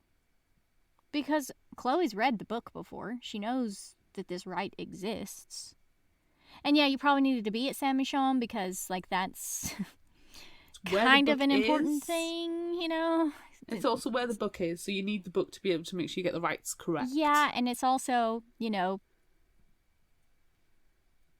Saint Michon, who It's the key Caught- place of the Redeemer in the Redeemer history. Yeah. Yeah, Yeah. It's a place of power, isn't it? it is. It really So I is. get that. Oh, it's so funny. It's a place of power, and when they're approaching it, and Dior sees it for the first time, she says, "Fuck my face." Like, that's Gabriel's line, and now you're saying it. So good.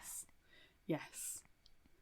I can't decide if I liked the siege at San. I apologize if I say this wrong. Guillaume. Guillaume. Saint-Guillaume.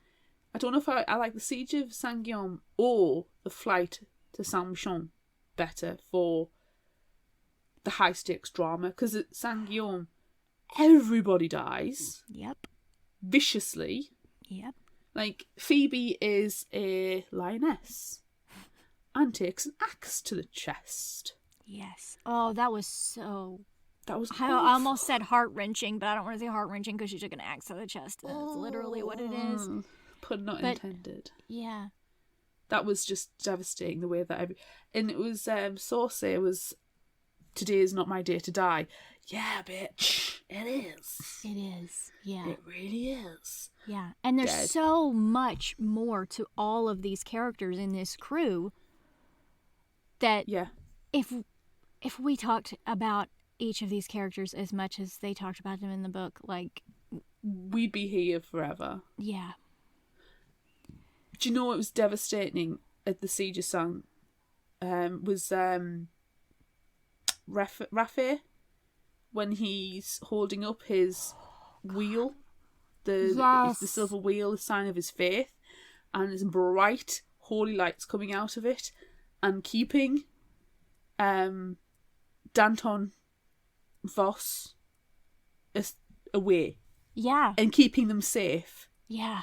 And Gabriel's like, if he keeps this up, we are safe. Yes. If he keeps his faith, we are safe. And then Danton just whispers at him, and breaks. He breaks the priest, Yeah, he's like, and almost so is it your faith? Like, is it your faith that's doing this? What is it? Do you have the faith in the wheel? If I take your wheel, is your faith going to protect you?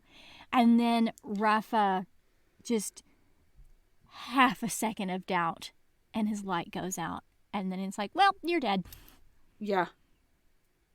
And your faith isn't in a trinket. Your faith is in you. Yeah. I mean, look at the Silver Saints. They literally are tattooed with silver, which shines front, back, sides as armor to protect them against the vampires. So a tiny little demonstration of your faith in this wheel emblem is tiny compared to what they do.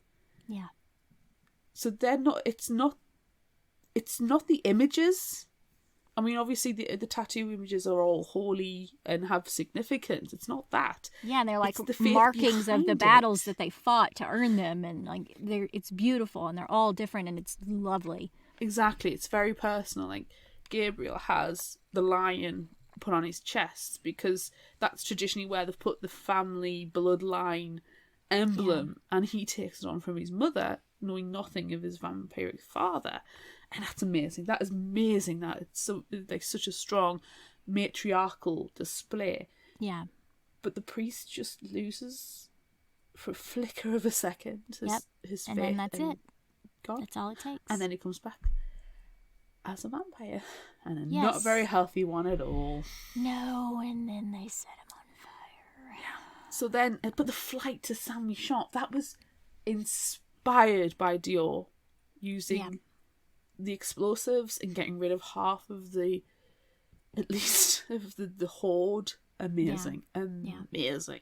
Oh, but then it gets even better because after Gabriel and Aaron had the conversation at Chateau Avelin, and Gabriel's like, how do you still believe in the Redeemer? So much terrible stuff has happened. You got banished because of the person that you love. How can you still believe in the Redeemer? And he's like, well, it doesn't matter. doesn't matter like what you believe in, just that you believe in something. And so you're like, oh, that's a really heavy line. That is beautiful. But then when Gabriel finally, like, you know, he's taken Dior, and Dior's like, and I don't want to say she's like a replacement for Patience, but now like he's got this girl and he has got to protect her and he's got to keep her safe, and like he believes in her, and then his tattoos flare red. Yes. Like, first off, fuck my face. What Fuck does that my face. What does that What? even mean? We don't know. Why is he glowing red? No Yeah. one knows. No! Questions! But he is. He's glowing red now. And it's just like he finally believes in something, and it's beautiful. It's amazing. I don't think Dior is a replacement for Patience. Dior thinks she's a replacement for Patience. Right. She's not. She's a replacement for his faith. Because he's been without it for so long, and blames Voss, the Forever King, blames the Redeemer and the Faith for the death of Astrid and Patience. But Dior's not a replacement for Patience at all. She's a replacement for his faith. Yeah. She's what he believes in, because he's seen it with his own eyes and he can protect it. Yeah. So yes, I suppose in a certain respect, there is a paternal Well, yeah, you know, protection there, but his I don't family think is- his family is gone, and now he has Yeah. a new family, and it's some, like, he really loved his wife and daughter, and now, you know, he's got someone new that he can care for and love, and that's important to him. But why? Why is it red? Please, someone explain the sanguimancy. I'm hoping book 2 goes into the sanguimancy, because I have so many questions. Like, So many thoughts about the Liathé, sanguimancy. Yes. his sister. His freaking sister is this bad-ass fucking vampire, and he thinks, oh, she's an ancient. She's been around for forever, and Nope. she's the, like, toughest, baddest vampire I've ever fought. No, she's my little sister, and she's only been vampire for, like, 6 months. How long has she been vampire? Not long. 11 years. In Because the grand scheme Lorelei of things. killed them after he defeated the Forever King's army with the avalanche. Yeah. She went and killed the mother and the sister while he Yep. was still young. So she's only been a vampire for No time at all. For no time. 11 to 16 years. 16 years probably. Yeah. But he says she's older than the Forever King. So what the hell is going through her blood? Is in her blood? Yeah. So this is where I'm wondering, and I'm going to jump ahead a little bit and say Celine's identity being Liathé is my surprise. That was my surprise. Yes. And it was in the last few pages of the book. I spent the entire book going, I don't know what my big surprise is going to be. And then, holy shit, fuck my face, smacked me right there. Yeah. It's the fact that Celine Yeah. is Liathé. So I'm really excited to find out what the hell, because she displays sanguimancy to the nth degree. She can turn into blood moths. She can control her blood to turn it into weaponry and armour. So surely Gabriel can do that? The only common parent they have is their mother. I know. We don't know who his father is. We assume the sanguimancy came from him, but I don't think so. I don't think it did either. I think Celine's just vampiric person, the person who turned her into vampire, was a Voss. yeah. So she should have, you know, steel skin. Yes. Yeah. But they both display sanguimancy. So what's the common denominator? Their mother. Yes, and there was so much secrecy in the beginning with their mother, and like she's like, something flows through your veins, but I don't know what it is. Something's flowing through you and I can't tell you what it is. I wonder, since ladies can't be pale bloods. No. They can't be silver saints. I wonder if that she is, but because she's a woman, she doesn't have any of these abilities, but she's passed it on to her children. Yes. Yes. So I think she's got the blood of the fifth bloodline. yes. Yeah. And it's not the father. Because But remember, they do say that his father was like a handsome blacksmith. Yeah. So what And if he that's also- true? Maybe Baptiste knows him. Maybe it is Baptiste. No. Oh, that would be No, amazing. that would be But also they weird. describe the fifth and very inappropriate. The fifth bloodline is described in the library in the restricted area as the faithless. Yes. So I'm wondering if it's got something to do. It's got to do with. Now, is it the faithless in terms of Redeemer? Second bloodline. Because we don't. Because there's the Redeemer, but then there's, the female bloodline that carried the Grail. I might be jumping too much here and saying that there is actually going to turn out to be a family relation with Dior, cousin of a sort. Yeah.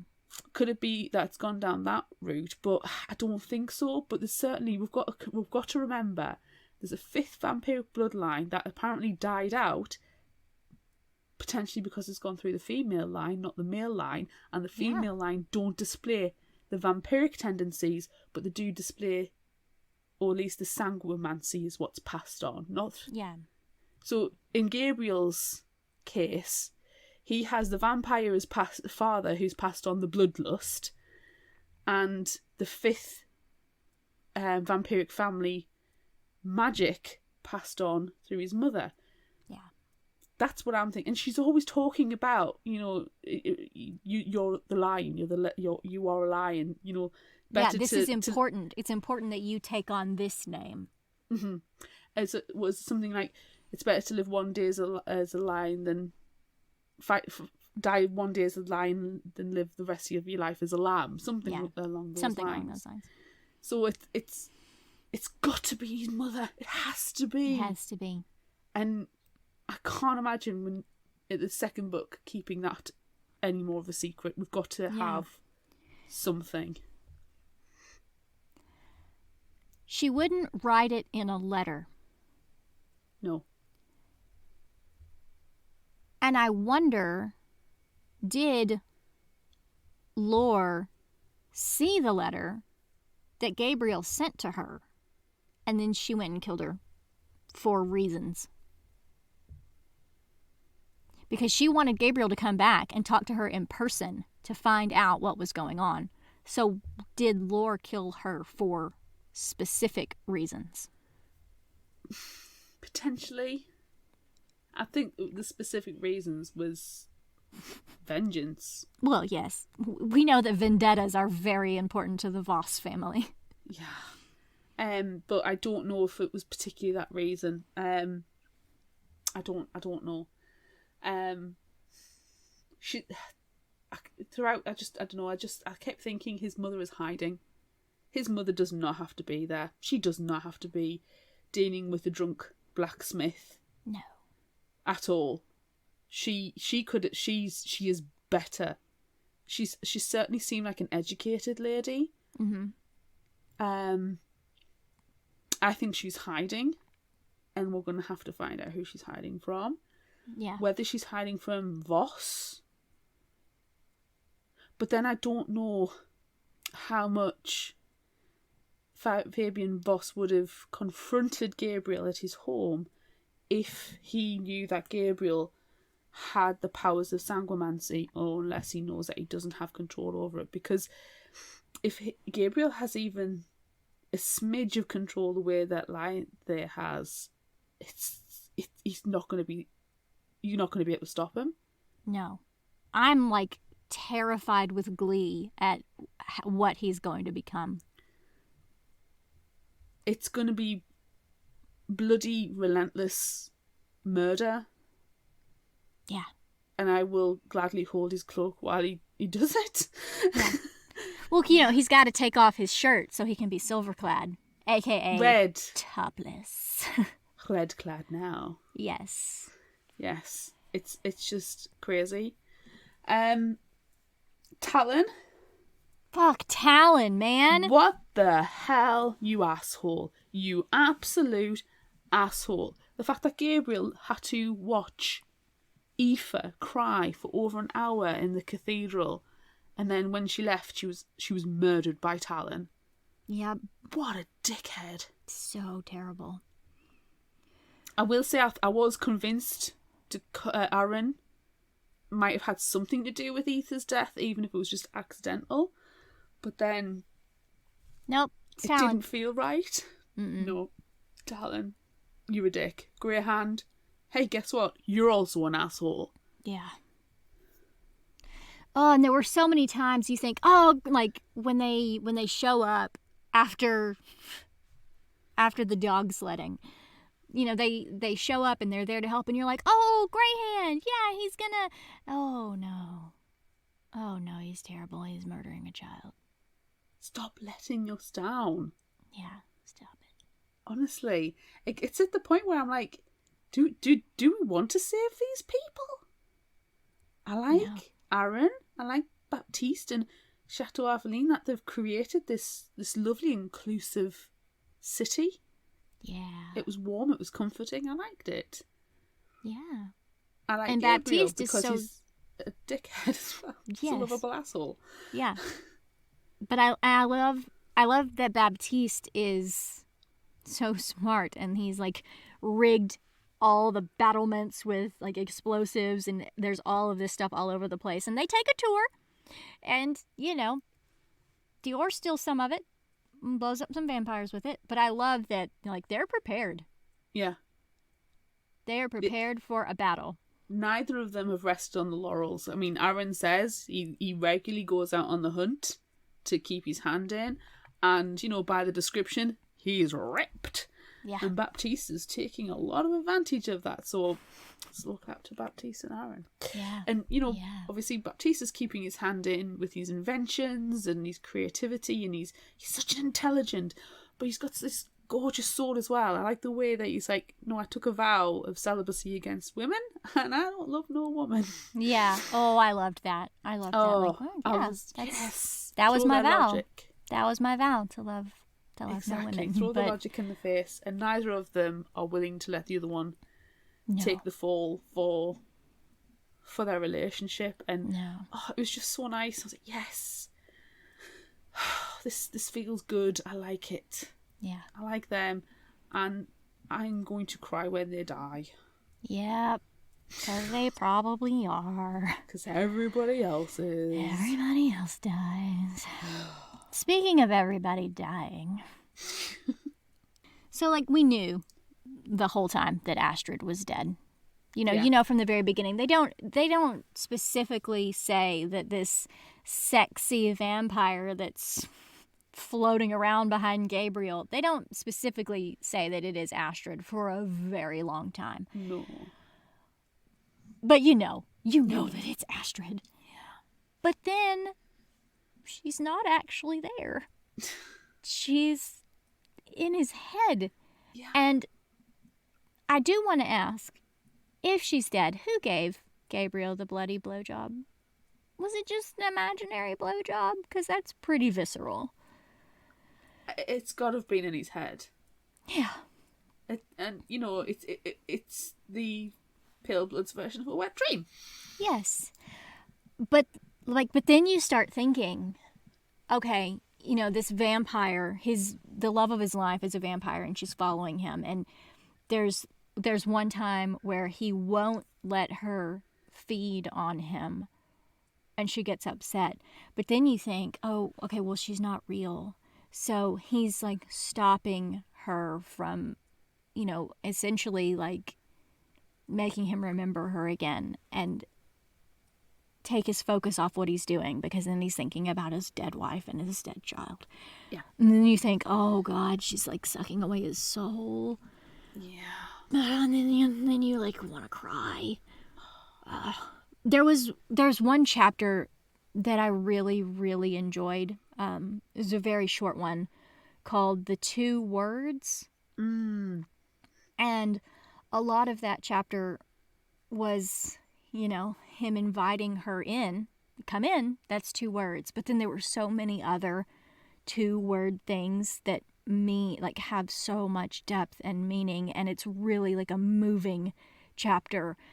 And then after you read The Worst Day, and then you go back and think about the 2 words chapter, it's just your heart rips in 2. Yeah. It's devastating.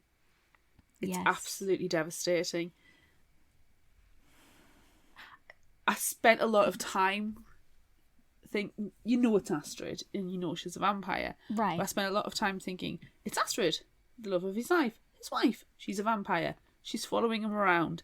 He better not piss her off, otherwise she's going to go to the Forever King and grass on him, for want of a better phrase.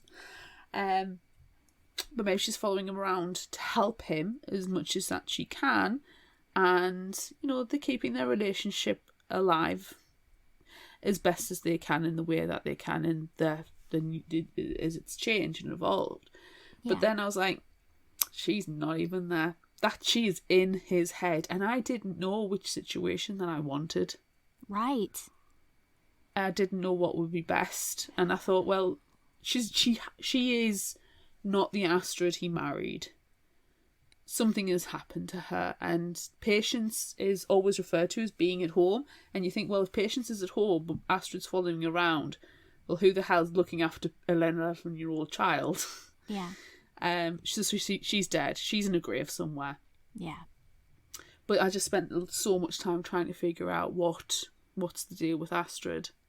Yeah.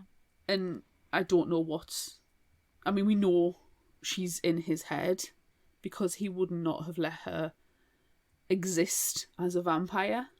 That's not what she would have wanted. It's not what he's going to allow. No. And I just, for me, I didn't know what was best. Yeah.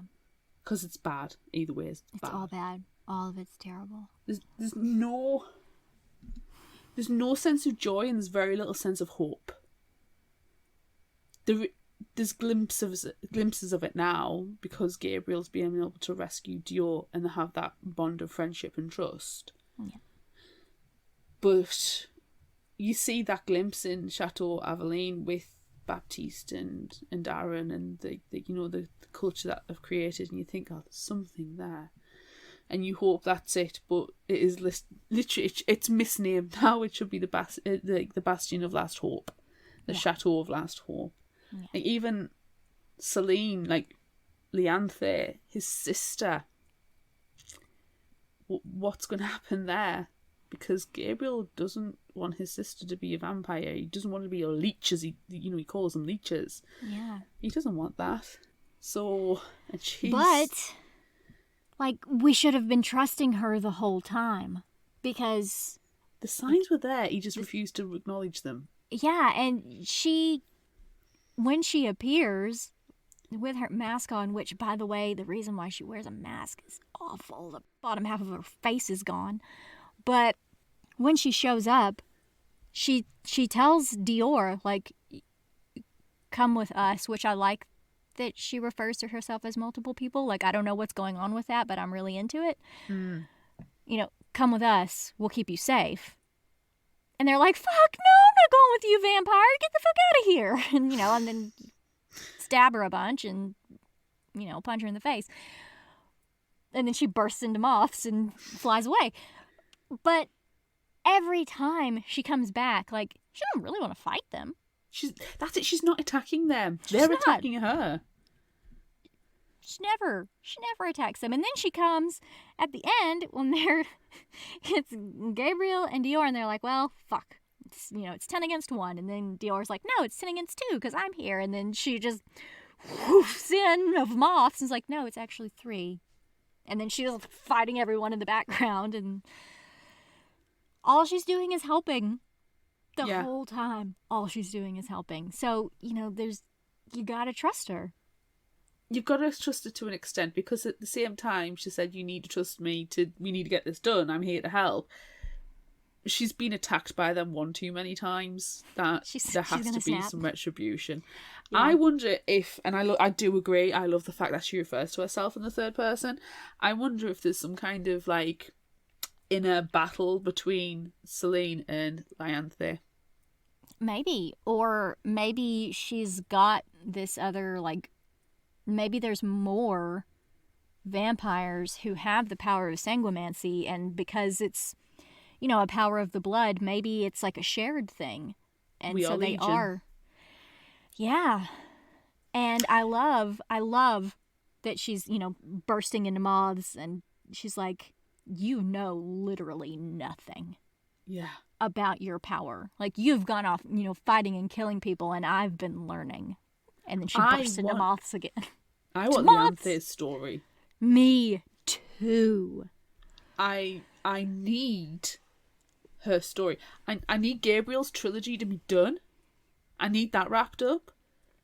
But I need Lyanthe, because she is the most, out of all of the characters, she is the most intriguing.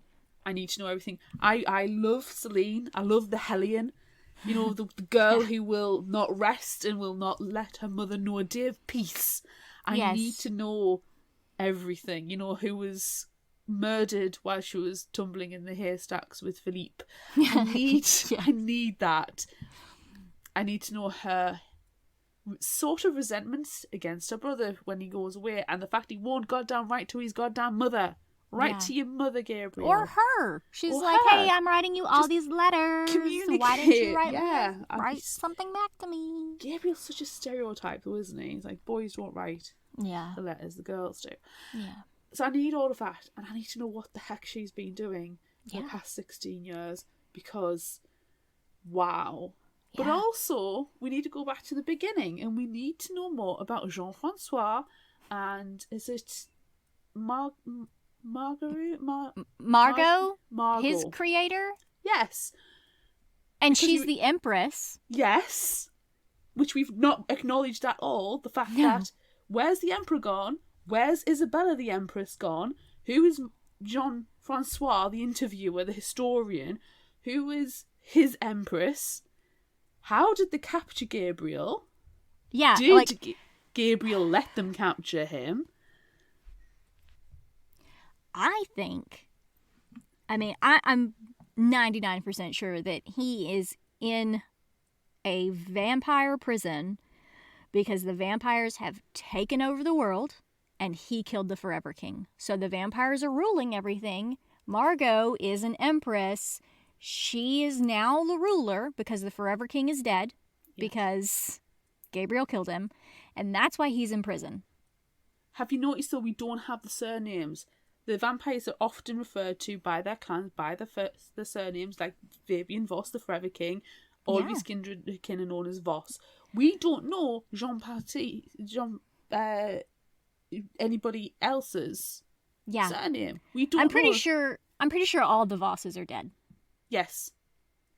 Gabriel would accept nothing else, because Fabian killed his daughter and his wife, and the rest of them stood outside and watched. Yes, which was disgusting. So they're all dead. They need to go. Side note, Danton pulling up to the town in the carriage, being pulled by the ghoulish wraith-style vampires. Beautiful imagery. It was. And then he gets his arm cut off. The guy knows how to do an entrance. It's amazing. This entire book, God, I want this to be... You know when Netflix inevitably cancels The Witcher because they only ever do shows till season 3 and then they cancel everything? Yeah. Can they pick this one up? And it's a trilogy, so you've got your 3 seasons there, and then... Or HBO, because, you know, they're not afraid to show boobs and blood. No, it would be so good. It needs to be done properly. It needs to be, you know, R-rated, and it's such a visual masterpiece in itself. It's amazing. Yeah. But there's so many questions, and I'm so excited to find out the answers. Yes. When can I put my pre-order in? Right.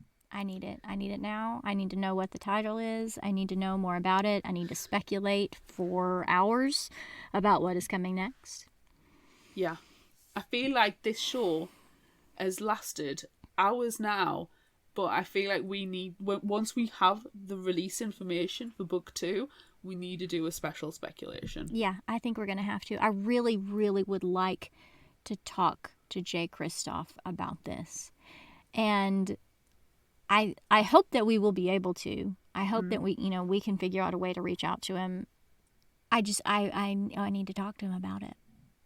Even just like, when we when we talk to Jackson Ford and we're like, hey, what's going to happen in the next book? And then we stare at him to see what his face does. I just want to do that with Jay Kristoff.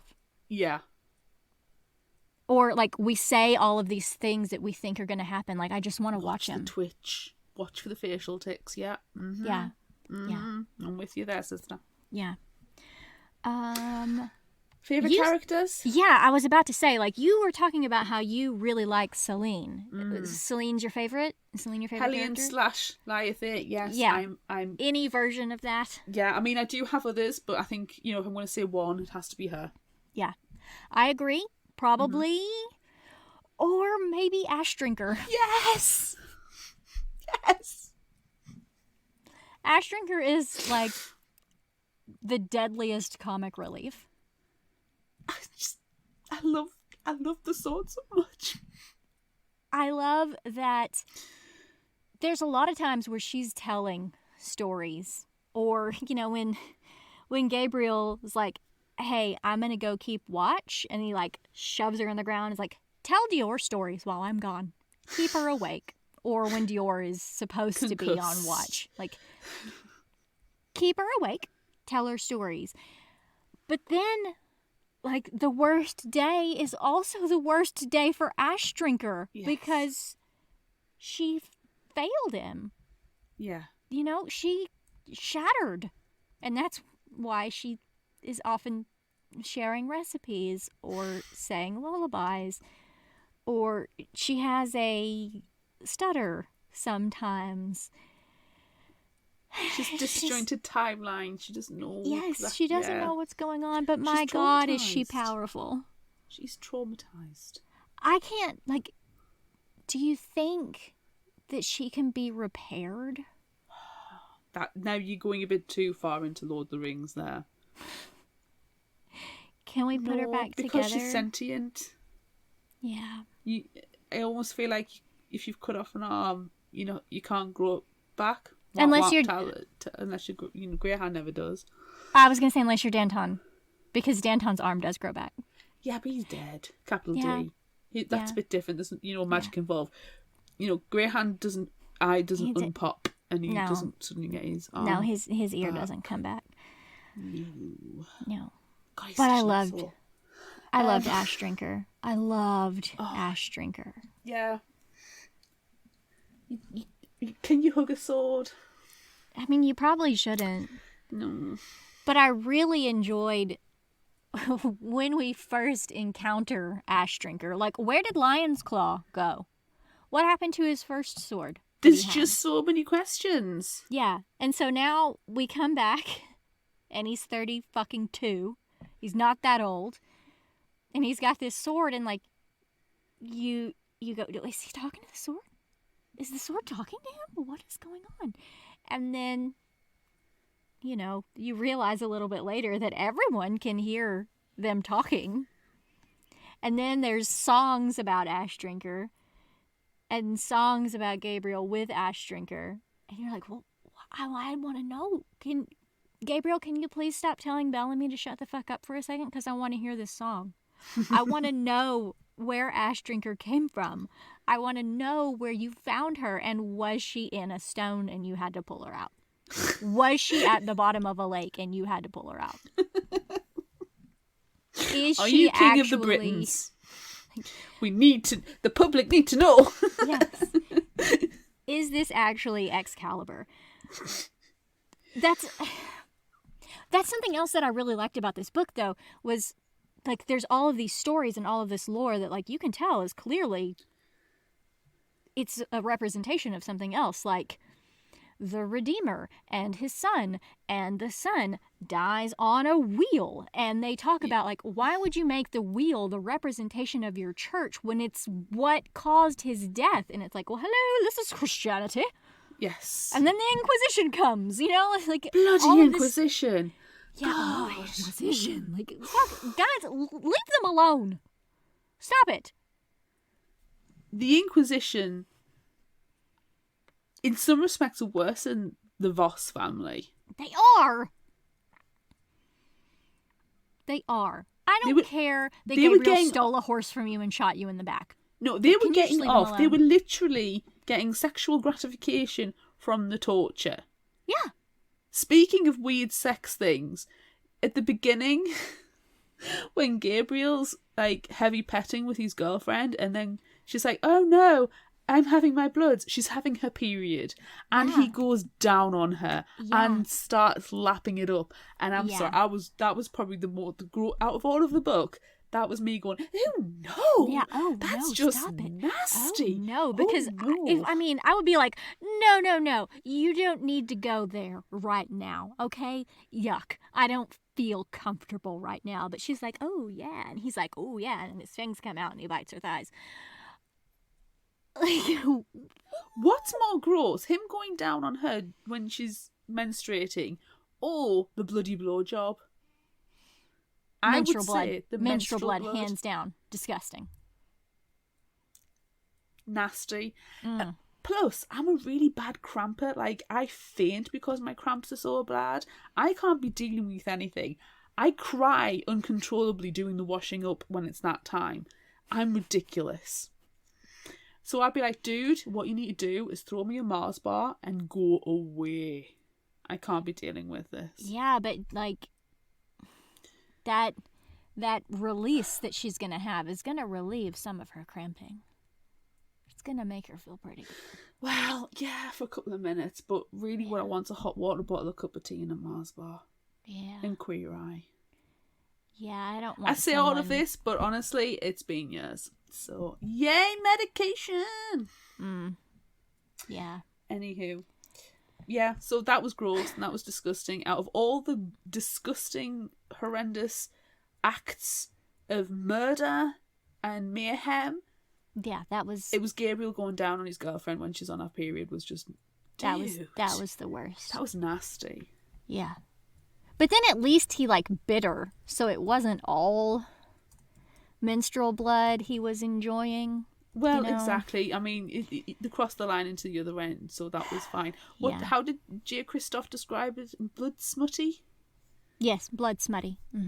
It's bloody, it's smutty, it's blood smutty. Yeah, loved it. Yeah. Grossed by it. Yeah. Yeah. Grossed out by it in the best way. I feel like I was going to say something and then I lost it. Oh, do you know what I thought in the very beginning? I was really, really hoping for Vampire Hunter. I mean, is he not? He's not. He's not a full vampire. He's a Dhampir, technically. Technically, but he still needs. I mean, he's half vampire. He needs to drink blood like a vampire. Quite. He doesn't need to drink it. If he doesn't, he goes into a blood rage. Yeah. So he's closer to being a vampire than not being a vampire. Yeah. Plus, we have the questionable female bloodline in his system. So maybe he is a vampire hunter. He's the closest we've got to one. Yes. Leanthe. She is a vampire hunter. She is a vampire hunter. Vampire hunter. It's what we've always hoped for. I'm just so happy. I know. And there's 2 more. I need to know. Yeah. Should we move on? Should we play Would You Rather? Yeah. God, there's so much more I want to talk about. I know. I feel like we need to do a part 2. Yeah. We don't have time for a part 2. We should have factored that. We'll need to factor this in the books 2 and 3. Yeah, we will. We will. Or we need to just, pray to the Redeemer that we can talk to Jay Kristoff. Okay. I'm going to bribe him. Yeah. I'll make sacrifices. Whatever it takes. But anyway. I have no moral compunction against that. So. No. All right. So would you rather? Would you rather time? It's time. It's time. We asked on social media, would you rather have steel strong skin, animal control, emotional manipulation, or extreme strength? So one of the powers of the 4 vampire houses. Not the 5th, because we don't know about Sangre. Not the 5th one. Surprise. Surprise, there's a 5th one. Secrets. On Facebook, animal control won with 57%. On Instagram, animal control won with 50%. On Twitter, animal control won with 45%. And on TikTok, animal control won with 40%. I love that everyone wants to control animals. I love it. So Dakota on Facebook says, control/talk to animals. Shock. Shock. I could have the strength of a bear if I needed it, and I'm naturally good at manipulating emotions if I try. Well done. Plus, animals see/hear things that others don't, and I could have moths do all my spying because everybody thinks that moth could be listening to me. Laughy face. I love that. Then she came back and she said, my husband says manipulating emotions because he can control the world leaders and their populace/army and then control the world, so he wouldn't need the other stuff. While she's spying with moths. Yes. Which, oh my that's God. a formidable force. Hold on. The moth stuff Yeah. was really Strange the Dreamer to me. And then I got lost in a whirlwind of what happens to me every time I think about Strange the Dreamer. Oh no. But I can't talk about it because we're not talking about that, and I'm not going to get lost. I'm not going to fall down, and I'm not going to start daydreaming. Come on. Snap out of it. Snap out of it. Back in the room. Steve West? Blood what? smutty. Blood smutty. Blood smut. Yes. Yes, I'm sorry. Excuse me. Caitlin on Facebook says, definitely the ability to talk and control animals. So many possibilities, and who needs friends when you have hawks and the weird blighted horse? I wish Caitlin's read this, right? Like, we need to talk to Caitlin. Caitlin, Yeah. we need to know. We need to know how you feel after you listen to this episode. We need to know. Tell us your thoughts. Constance on Facebook says, I'd want to control emotions. Hey, she's not singing anymore. No. I'd want to control emotions. Imagine what all you could do with that power. Have people be happy to buy you things, pay for rent, get on a plane to anywhere. Possibilities are endless. So I'd probably be on the bad guy route by the sound of this, but I'm okay with that. And so are we, Constance. Use your powers for the dark side. We have cookies. Oh, I can never say that one. Oh, the Tourmaline Renegade. It's my favorite is. Instagram handle. I have to hover over it to do the spell checks to separate the words off. Do you want to do the Tourmaline Renegade then? Just because I love Yes. their name. The Tourmaline Renegade on Instagram says, control and speak to animals. Oh, I'm so surprised, everyone. You could bring an army of beasts to a battle or be guarded by them at all times. And that is true. But then you'd be sacrificing them. How do you feel about that? Oh. Bree Tart on Instagram said, manipulation of all emotions. Then I can just find people with all the other abilities and make them do my bidding. You. Yes. Crinoline the Frog on Instagram said, I already speak to animals. It would be nice if they understood me. So she chooses manipulation of emotions. Imagine how many problems you could solve by calming people down. That's true. Mm-hmm. Yeah. And L20 Kev on Instagram said, for anyone who works in an office with lots of paper will know why I'd pick steel strong skin. Bye-bye, nasty, never-healing paper cuts. Oh, I just got chills thinking about paper cuts. Relatable. Oh, When your offices go paperless, it's like you think it's going to be terrible because I need to write stuff down, but no, you don't. It's amazing. yeah. I also shared this one at the library, Yes. which I share all of them at the library, but I don't always bring back comments because a lot of times they just answer with the one word, like which would you rather have? This one. They don't explain. But this time we did get lots of explanations. So someone chose strength because they'd love to be able to do things without Guy's help. Also, strong heroes are the coolest, not Captain America though. Someone else said, as long as the rest of my body can handle the strength. They're choosing super strength. I don't want their bones breaking because they can't handle the new load of my muscles. But I also never have to worry about being jumped in an alley or something. Nice. Animals, for sure. I love them all. I would love to talk to them. Also get their help if needed. And my favorite one was talk to animals so I could have a monkey rob a bank or cause a cattle rush that could murder someone. This conversation also went on at the circulation desk, and they were talking about monkeys robbing banks and the cattle rushes, and then they were making coyotes steal farm tools because you covet your neighbor's farm tools, and there was so much that was happening, and all of it took place at the circulation desk at the public library. I love my team. I cannot relate to that stealing farm tools because everybody wants their neighbour's farm tools. I really liked it. I really liked it. That was amazing. Yeah? So what are you doing? I've really struggled with this one because, like the majority of people, I thought, oh, animal control is lovely. But then that's really actually terrible because that's stealing free will from the animals. And animals, quite honestly, are better than people. Yes.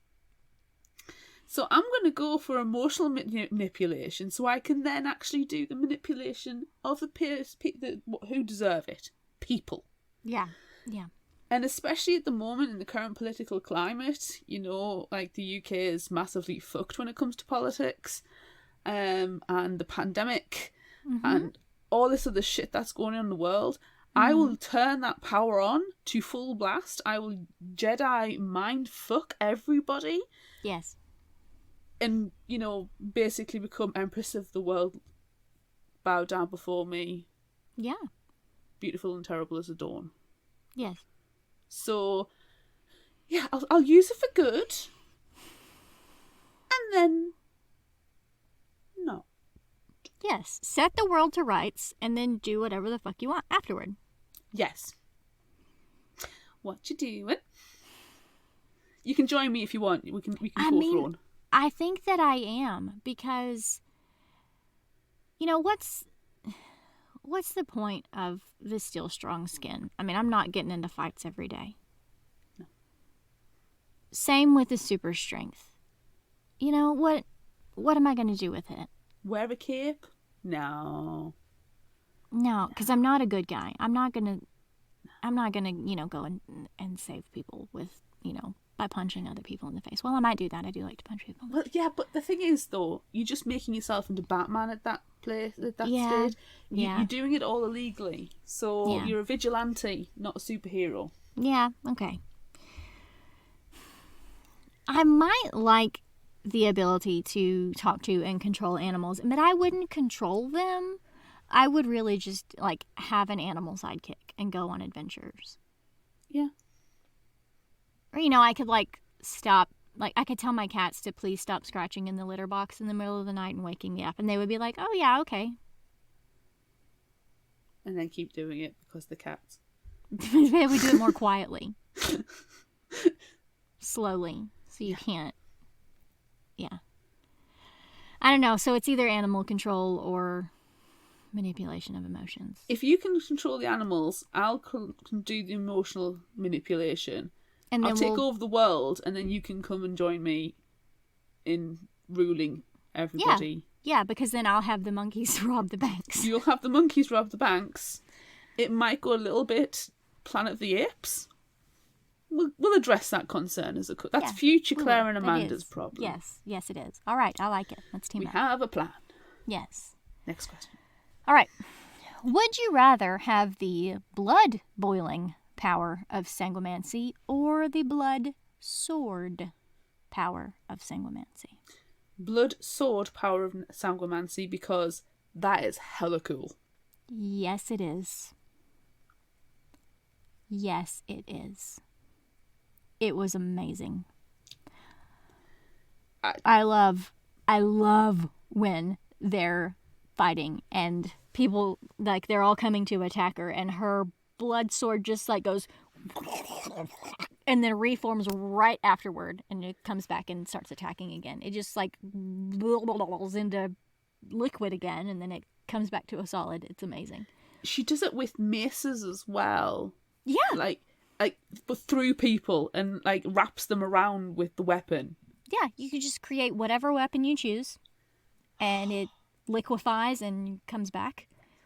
And I really like the blood boiling. Yes. Especially when he does it to Greyhand. I loved it. Oh, satisfying. Yeah. But like, as cool as it is, you have to get so close for it to like, you have to be physically touching the person to boil their blood, or currently you do. Mm-hmm.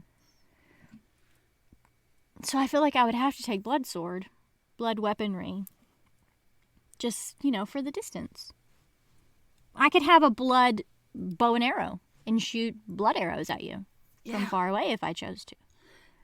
I can imagine, because we don't actually say this, but when Gabriel steals Dior the dandy outfit. Yes. In the court, he hides a vial of his blood. Yes. Because he can sense his blood anywhere. Yes. And then at the end, everyone's like, what do you mean you can sense your own blood? Exactly. And then you're like, oh, so, there's another sanguimancy.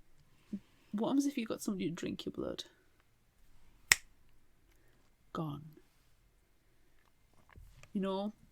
Oh, let's just explode that shit out of your body. Yeah. I think, honestly, there's going to be, I hope there's a stage where, say, I don't know, just one of the vampires, maybe Fabian Voss, the Forever King himself, drinks from Gabriel. Or Jean-Francois drinks from Gabriel. Just a small bat. And then he's got control. He's in you. He's there. And he's going to be able to snuff you out. I don't think Jean-Francois would do it because he knows. He knows that there's something going on. He knows about the sanguimancy because he's heard the stories. But but you're right, what if that is how the Forever King dies? I really need to think, I think we need to write some of this down, so then when the next books come out, we can check things off. Yeah, or we can go, oh, fuck, how are we so wrong?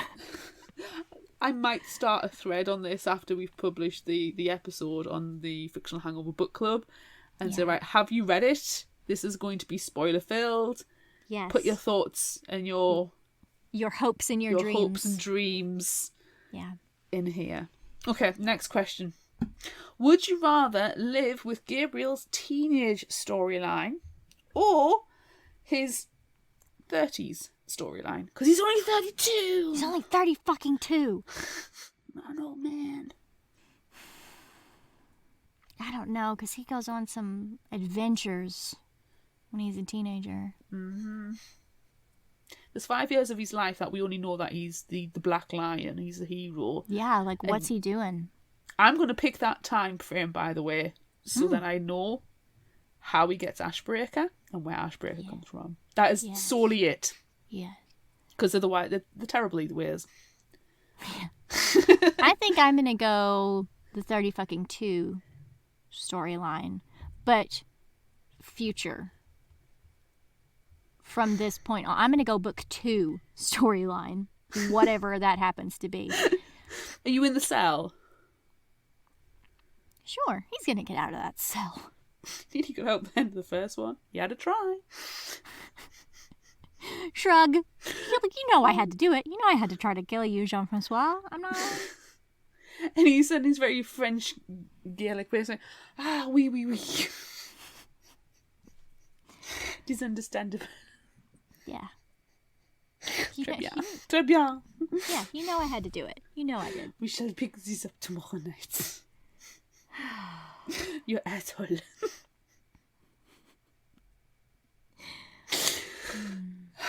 Okay.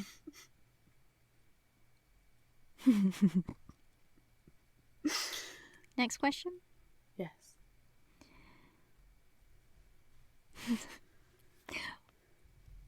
Would you rather be tauntauned inside a dead horse or pinned under a frozen river Oh, by a sword, P.S.? tauntauned inside a dead horse, as much as that's awful and gross and disgusting, the idea of being under the frozen river freaks the shit out of me. Like, if you're underneath that ice shelf, can you get out? I think in this case, you're Gabriel. Fine, you're gonna get out. It's gonna suck, but I'm gonna go for tauntauned inside a dead horse. Fortuna gave their life for me to be tauntauned. I don't want to do that. I can't imagine the smell. I have problems with smells already. Well, that's where I can't have the imagine advantage. I have a terrible sense of smell. No, it's the smell that would do it for me. I can't. I think it would be strangely, morbidly... I'm not going to say palatable. I can't think of the right word. But you would get used to it after a little while. Ooh. I mean, you're unconscious. She's unconscious when she goes in, and she wakes up screaming. So that would probably be what happens. Yeah. No, I'll be under the ice. I'll be under the ice and stabbed in the stomach, and then you come out. Why did you stab me in the fucking stomach? Then I'll yell at Dior for miles and miles about being stabbed. Fair. Yeah. Last question. God. Would you rather kill Greyhand or Chloe? Yes. Option C. Because Yes. we are allowed option C. All of the above. All of the above. All of the above. I think Greyhand. I'd rather kill Greyhand more than I would rather kill Chloe. Because, Greyhand, they had this kind of like father and son relationship, but man, Greyhand just kept fucking Gabriel over, so he deserves to get boiled. And eyeballs popped and ears ripped off and arms yanked out. Chloe, Gabriel never really had a firm father figure. So the fact that Greyhand was an absolute dick to him. Yeah. It's all he's ever known. And, Chloe kind of has, the world's best interest in mind. She really does. She just went about it the wrong way. She's a fanatic, and that's dangerous. It is. Out of the two of them, Chloe is more dangerous. She is physically weaker and doesn't wield as much power as what Greyhand does, who is the abbot of the Silver Saints at this point. Yeah. But she is more dangerous for her fanaticism. Yeah. Whereas Greyhand is heavily disabled. Does he leave Saint-Michon much these days? Well, he did a little bit. But he had to bring his crew with him. Send his cronies. True. Do you know what, though? I think I'm probably more upset by Chloe's betrayal and lies than Greyhand's. I kind of expect it from Greyhand. So I'm going to go with kill Chloe. Because, like I say, the fanaticism, I can't trust it. But, Greyhand's kind of the same about the Silver Saints, though. He is, but if you were to leave Saint-Michon, it's kind of a problem-solved situation. Yeah. Whereas all right, Chloe's not. You kill Chloe and I'll kill Greyhand, and it'll be Problem fine. solved. There we go. Yeah, done. Hey, that's our option C. Yes. All right.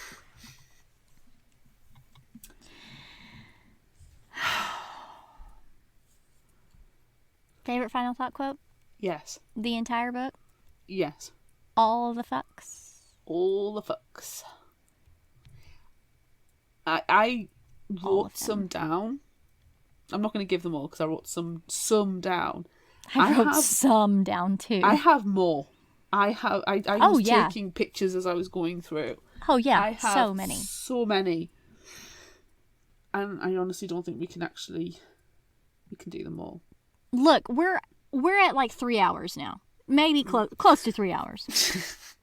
We might as well. Just say whatever you want. If people are still listening, then they're really, really into it. That is true. That is true. Do you know what though? If you are still listening to it, thank you. Yes, thank you. First off, yeah.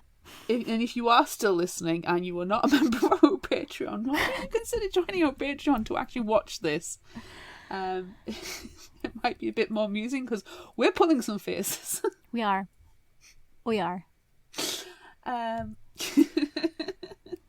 Okay. I'm gonna go with Astrid first. Okay. Because Astrid, she's my kind of character. Yeah. I'm no princess. I'm a fucking queen. Ooh. Yep. Mm-hmm. Yes. I want you to take this coin to the market and buy me a fuck to give. Yes. I say that sort of variations all the time. What? She is an old bitch. Trust me, it takes a young bitch to spot one. It turns out nuns' habits burn quite well.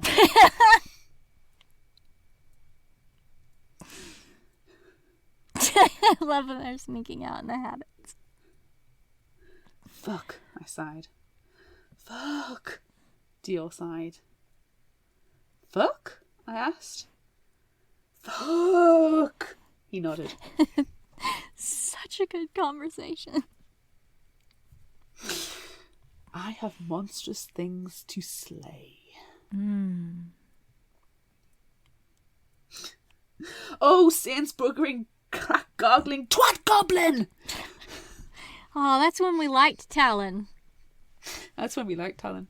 Horseshit, pig spunk, lunatic nonsense. And my last one. Give someone the power to do anything they want, and they'll do exactly that. Yes. Okay. What have you got? Who the fuck told you I was a hero? Oh, I love it. It's true. It's true. So true. He's my favorite kind of character. He is not a hero, but he is a hero. Did you ever get an erection from talking about nuns?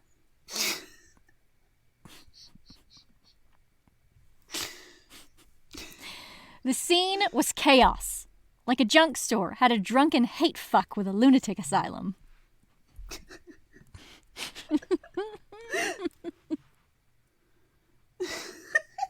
That's the store with the skeleton in the wig. Okay. Now I've got some more, like soul-touching ones. Yes. Yes.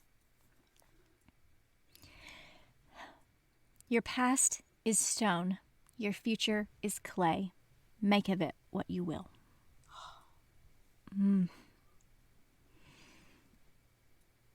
We can't not say hearts only bruise, they never break, because that was Astrid's line. Yes. And also better to be a bastard than a fool. Yes. Yes. And this one, it's one of my favorite parts of the book. It matters not what you hold faith in, but you must hold faith in something.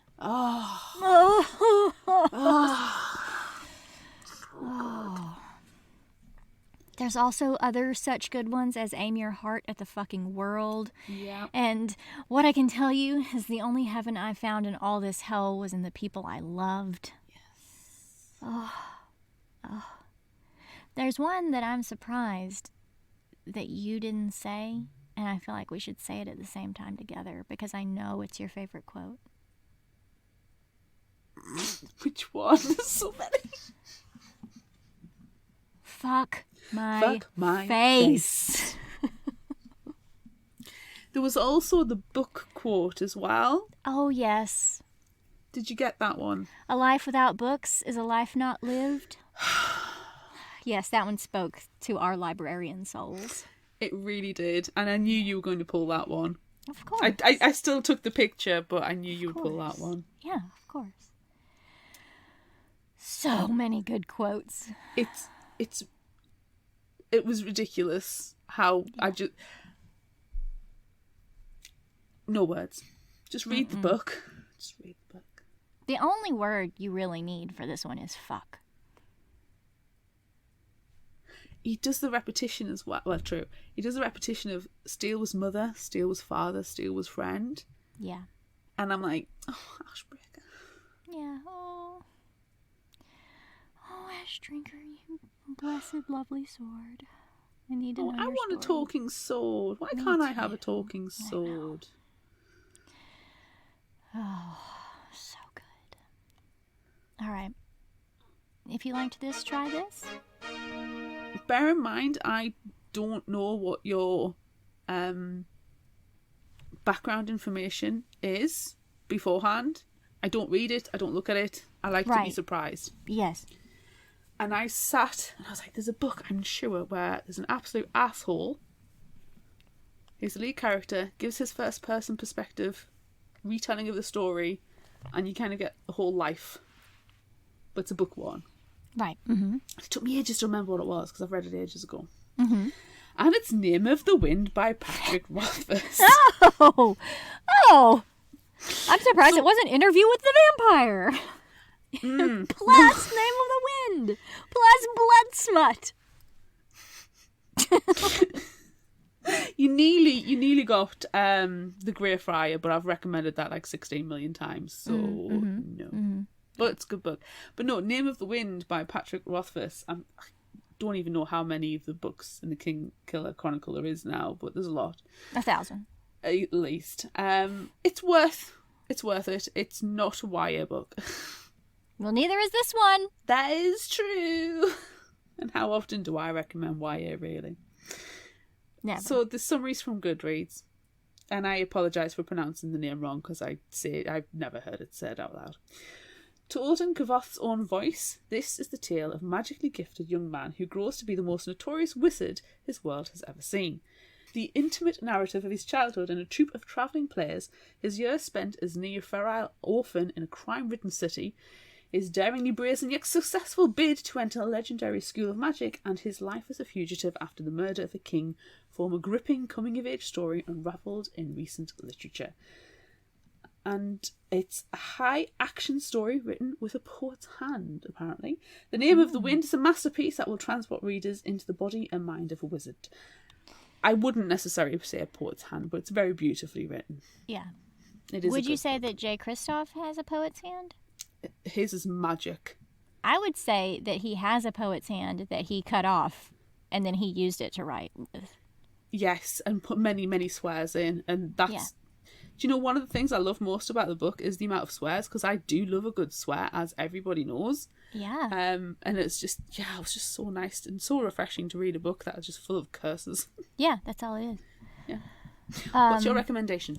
So I really, I wanted to recommend Nevernight because Nevernight is it's so good. So good. The trilogy is stellar and it's Jay Kristoff and the story is wonderful and it's full of cuss words and it's perfect. But we've already talked about that on the show, but we might do it again because it happened before in the before times. Mm-hmm. So we might have to talk about it again. You might need to read it because you really I really need to do want to read it.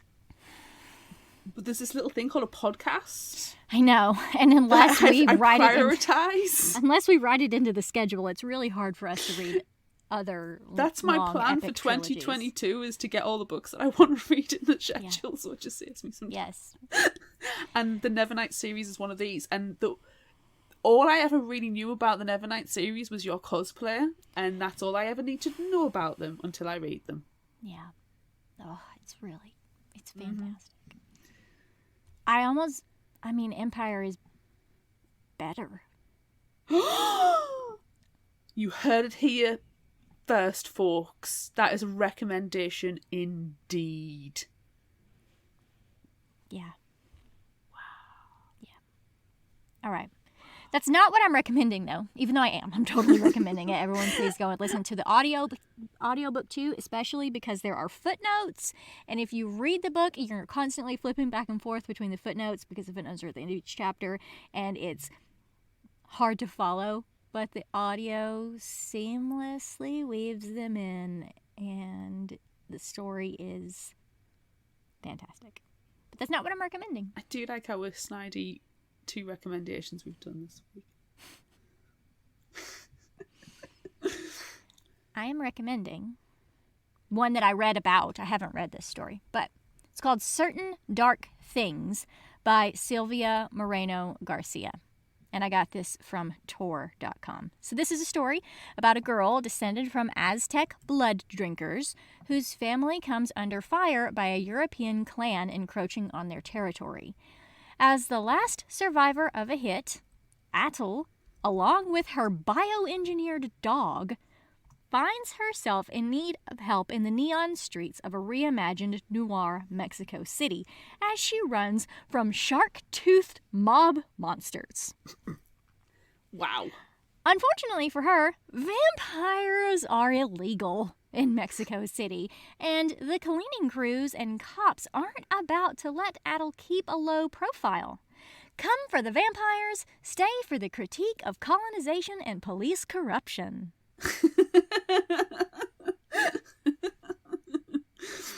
Look, bioengineered dog and shark-toothed mob monsters?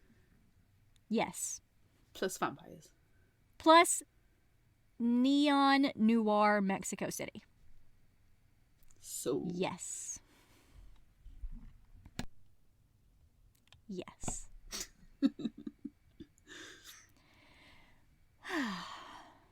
So many things. So many great books. I'm a little bit sad right now, actually, because we haven't gotten a whole lot of indie spotlights lately. No! Yeah, we started sharing the indie spotlights because we were getting a lot of emails, but we started mentioning indie spotlights in every single episode, so I've run out. Ooh. Well, if you've reached this stage and you do have any indie authors to recommend, or know any indie authors, get them to drop us a line and we can pop them in our spotlight. Yeah, of course. But we are going to have our Indie Spotlight month, which is going to be very lovely and amazing. Yes. So you've got that to look forward to. And we're going to pick our favorites that we've shared with you and actually, talk about them more than just in this little tiny spotlight segment. Yeah. So that brings us to the end. That's it. Oh, well done for reaching the end. Yes, indeed. How long is this episode going to be? Just under 3 hours. Yeah, it's a good one. Mm-hmm. Thanks for sticking around to the end. Yes. Yeah. All right. That's it for this episode of Fictional Hangover. I'm Amanda. And I'm Claire. Join us next time for Vampire Book Club as we discuss Dead Until Dark by Charlaine Harris. More vampires. Yay! Look out for our Would You Rather polls on social media. Don't forget about our book club and monthly challenges on Facebook. Be sure to visit our shop on Redbubble at fictionalhangover.redbubble.com for all your favorite Fictional Hangover themed merchandise, and become a patron of ours on Patreon at patreon.com/fictionalhangover. Until next time, remember, the only cure for a fictional hangover is another book.